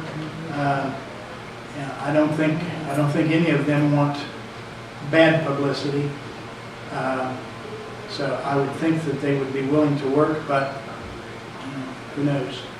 What gas company's using the bridge? Consol Energy. Oh, they are? Yeah. Plus there's a couple of other wells up in there, I think, that, I've never been able to talk to the actual landowner, just the neighbor who met us there and showed us the bridge. So my understanding is that the bridge was originally built by one company. That company then sold to another company. That company then sold to Consol. So it's, okay, well, that company 2 companies ago is the one who put it in. Why should we have to pay for it? And that's what they're coming back to the But gentleman. the thing, they Well, I have, understand, but that's the argument that they're making. as I understand, SW Jack originally built the bridge. And they're not around, and I don't think they're even in business anymore.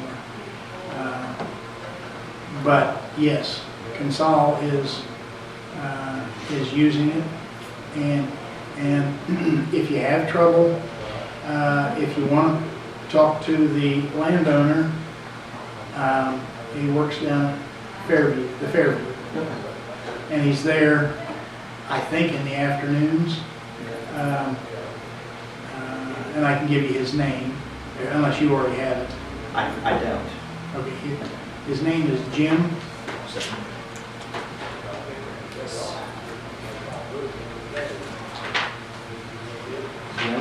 Bankert, Bankert.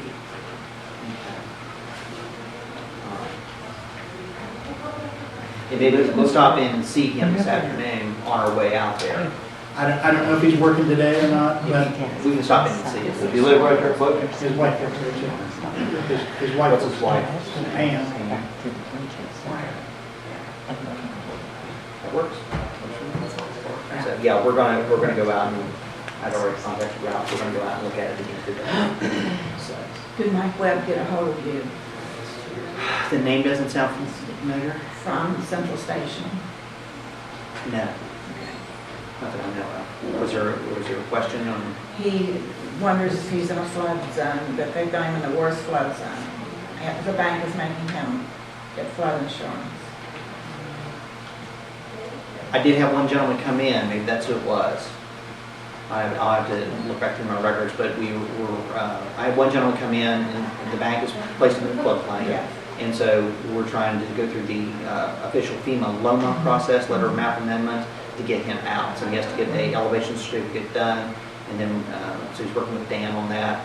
We're going to fill out the LOMA and try to get that approved. Okay. And of course, the problem being is that even if, and this is one of the major problems with the flood insurance program, even if the landowner jumps through the hoops, gets everything proper, does the scientific studies, and FEMA signs off and says, yes, you are not in the floodplain, the bank can still legally make them purchase flood insurance because the bank has the mortgage and has the risk, and therefore they have the right to mitigate that risk. So they can still make them, even after they've been proven that they're outside the floodplain. And that's at the federal level. There's nothing we can do locally about that. So that's one of the screwed up end things of the program. I was just curious, whatever happened out at Central Station with the family that put in that fill? That's our court date on the 18th. December 18th? No, November 18th. November 18th at 3 o'clock. Okay, is that on here? That's the Rosses. No, that's not on the reports. So it's November 18th Uh-huh. at 3? Yes. It was postponed, it was supposed to be last month, Right. and we didn't want them to postpone it, but they got the judge to issue the So postponement. that fill is still there. It's still there. Well, I'm just real glad we haven't had any high waters. Me too. Because we wanted to get it out of there as quickly as possible, and the judge said, no, we're gonna, because they waited until about a week before the hearing to acquire legal representation. And so then the lawyer said, well, I haven't had time to prepare for this case, so we need to Right, file but an it didn't extension. take them too long to put the fill in there Sure and didn't. keep putting it in. Sure didn't. Well, they're supposed to have stopped entirely. I haven't heard any reports that they have done anything since we issued the stop work order. Well, the project's done. They were using the fill from where they put the traffic light on 18 and 50. Yeah, well, that's done, but I'm saying in their yard and everything, there's piles of dirt sitting there that they're not allowed to touch. Okay, I was just curious. Thank you. Absolutely. Anything else from you? Okay, thank you all very much. Okay, thank you, bud. Well, that conducts everything except our invoice. I'm taking a 10-minute break before we start. Any objections? No objection. Keep it to Could I yourself. have a copy of that CMS letter and a copy of the stuff from Copy of what? the letter from the lawyers from DCMS? And what else you want? The copy of the stuff from Hercules. Herc? What I'm just going to come right out and ask, have you guys discussed, we've been at these new gas. So, Yeah. I wanted to yeah, so like, they took out the budget on it. You wouldn't want to try it? When winter stepped in and they got more, went out, they got the air conditioning units out, so that's how. Did you guys get any letters? That one will like come in and see. Yeah, it's what the last week we talked about. But I think that one, Monday, maybe it was last Monday, when we came in and called that mission. They're giving us 90-yard security. I did talk. I had to talk to him. I told him that. Well, you guys have a fishing in order. Let me call him. Yeah. That was what I was wanting. I'll call him He's again. probably Thank you, doing sir. like just that's what he was gave when he was coming in. I saw. They just didn't want us to be forgotten. No, I haven't forgotten. Actually, I talked to him last night. I just wanted to speak with them. Offices have the same problem, yeah. Well, we had to turn around. I just wanted to speak with you all if you had time now or after you're all done. Or what would be best. We've got a 10-minute break because Okay. That's fine. we'll be right back. But the, I can send it to you. I saw something the other day. and it was- Energy transfer. I already emailed it and said you all had seen it. and Mhm. it was an electric Road scooter pipeline, it's a pipeline. somehow. I recognize the book. But I was just meeting with you, just because I'm the government affairs officer, section of the pipeline, so if you have any questions or concerns or anything, that's this gentleman. I'm just the Wait contractor. till they get back from the restaurant, talk to them about it. I will, yeah, I was just listening to you. Okay. I have to make comment about your people out there in the field. They're very courteous and nice. That's good. You thought I was gonna yell at you. They're not my people. Well, I don't know. Some people are like, I'm like, oh, what they do. Yeah. That's what I'm just actually don't work for energy transfer. I'm based on right now in government affairs to a company. So that's what I actually work I for. kept wondering what was you here for? Yeah. We should have asked you. No, it's okay. That's what they don't like me talking. But anyway, they just wanted me to, I know you guys Is I'm not Yeah, I need to the too. communications person and stuff like that, so even if they have questions, I'll be like, I can't answer them for you. He's home right now, so I don't even know if he's gonna be. I don't know if have you seen for the pipeline yet? Yes. Okay, those are the maps for the pipeline. They're the detailed ones are inside. That's just the whole thing overall. She ran up on That top page is really good because it shows on Does that this. go clear to Canada? Yeah. Yes. 60% of it's staying let's see, when it reaches here, it connects with Yes, we other did. pipelines that are already there. And it'll go south and go where there's infrastructure there. Saying it's going to stay in Michigan up there, but then they said there might be some times when it gets into Canada to get processed, and then the Canadian company ships it back in. They use it. Yeah, you know, it's, I had to work. It's the same map.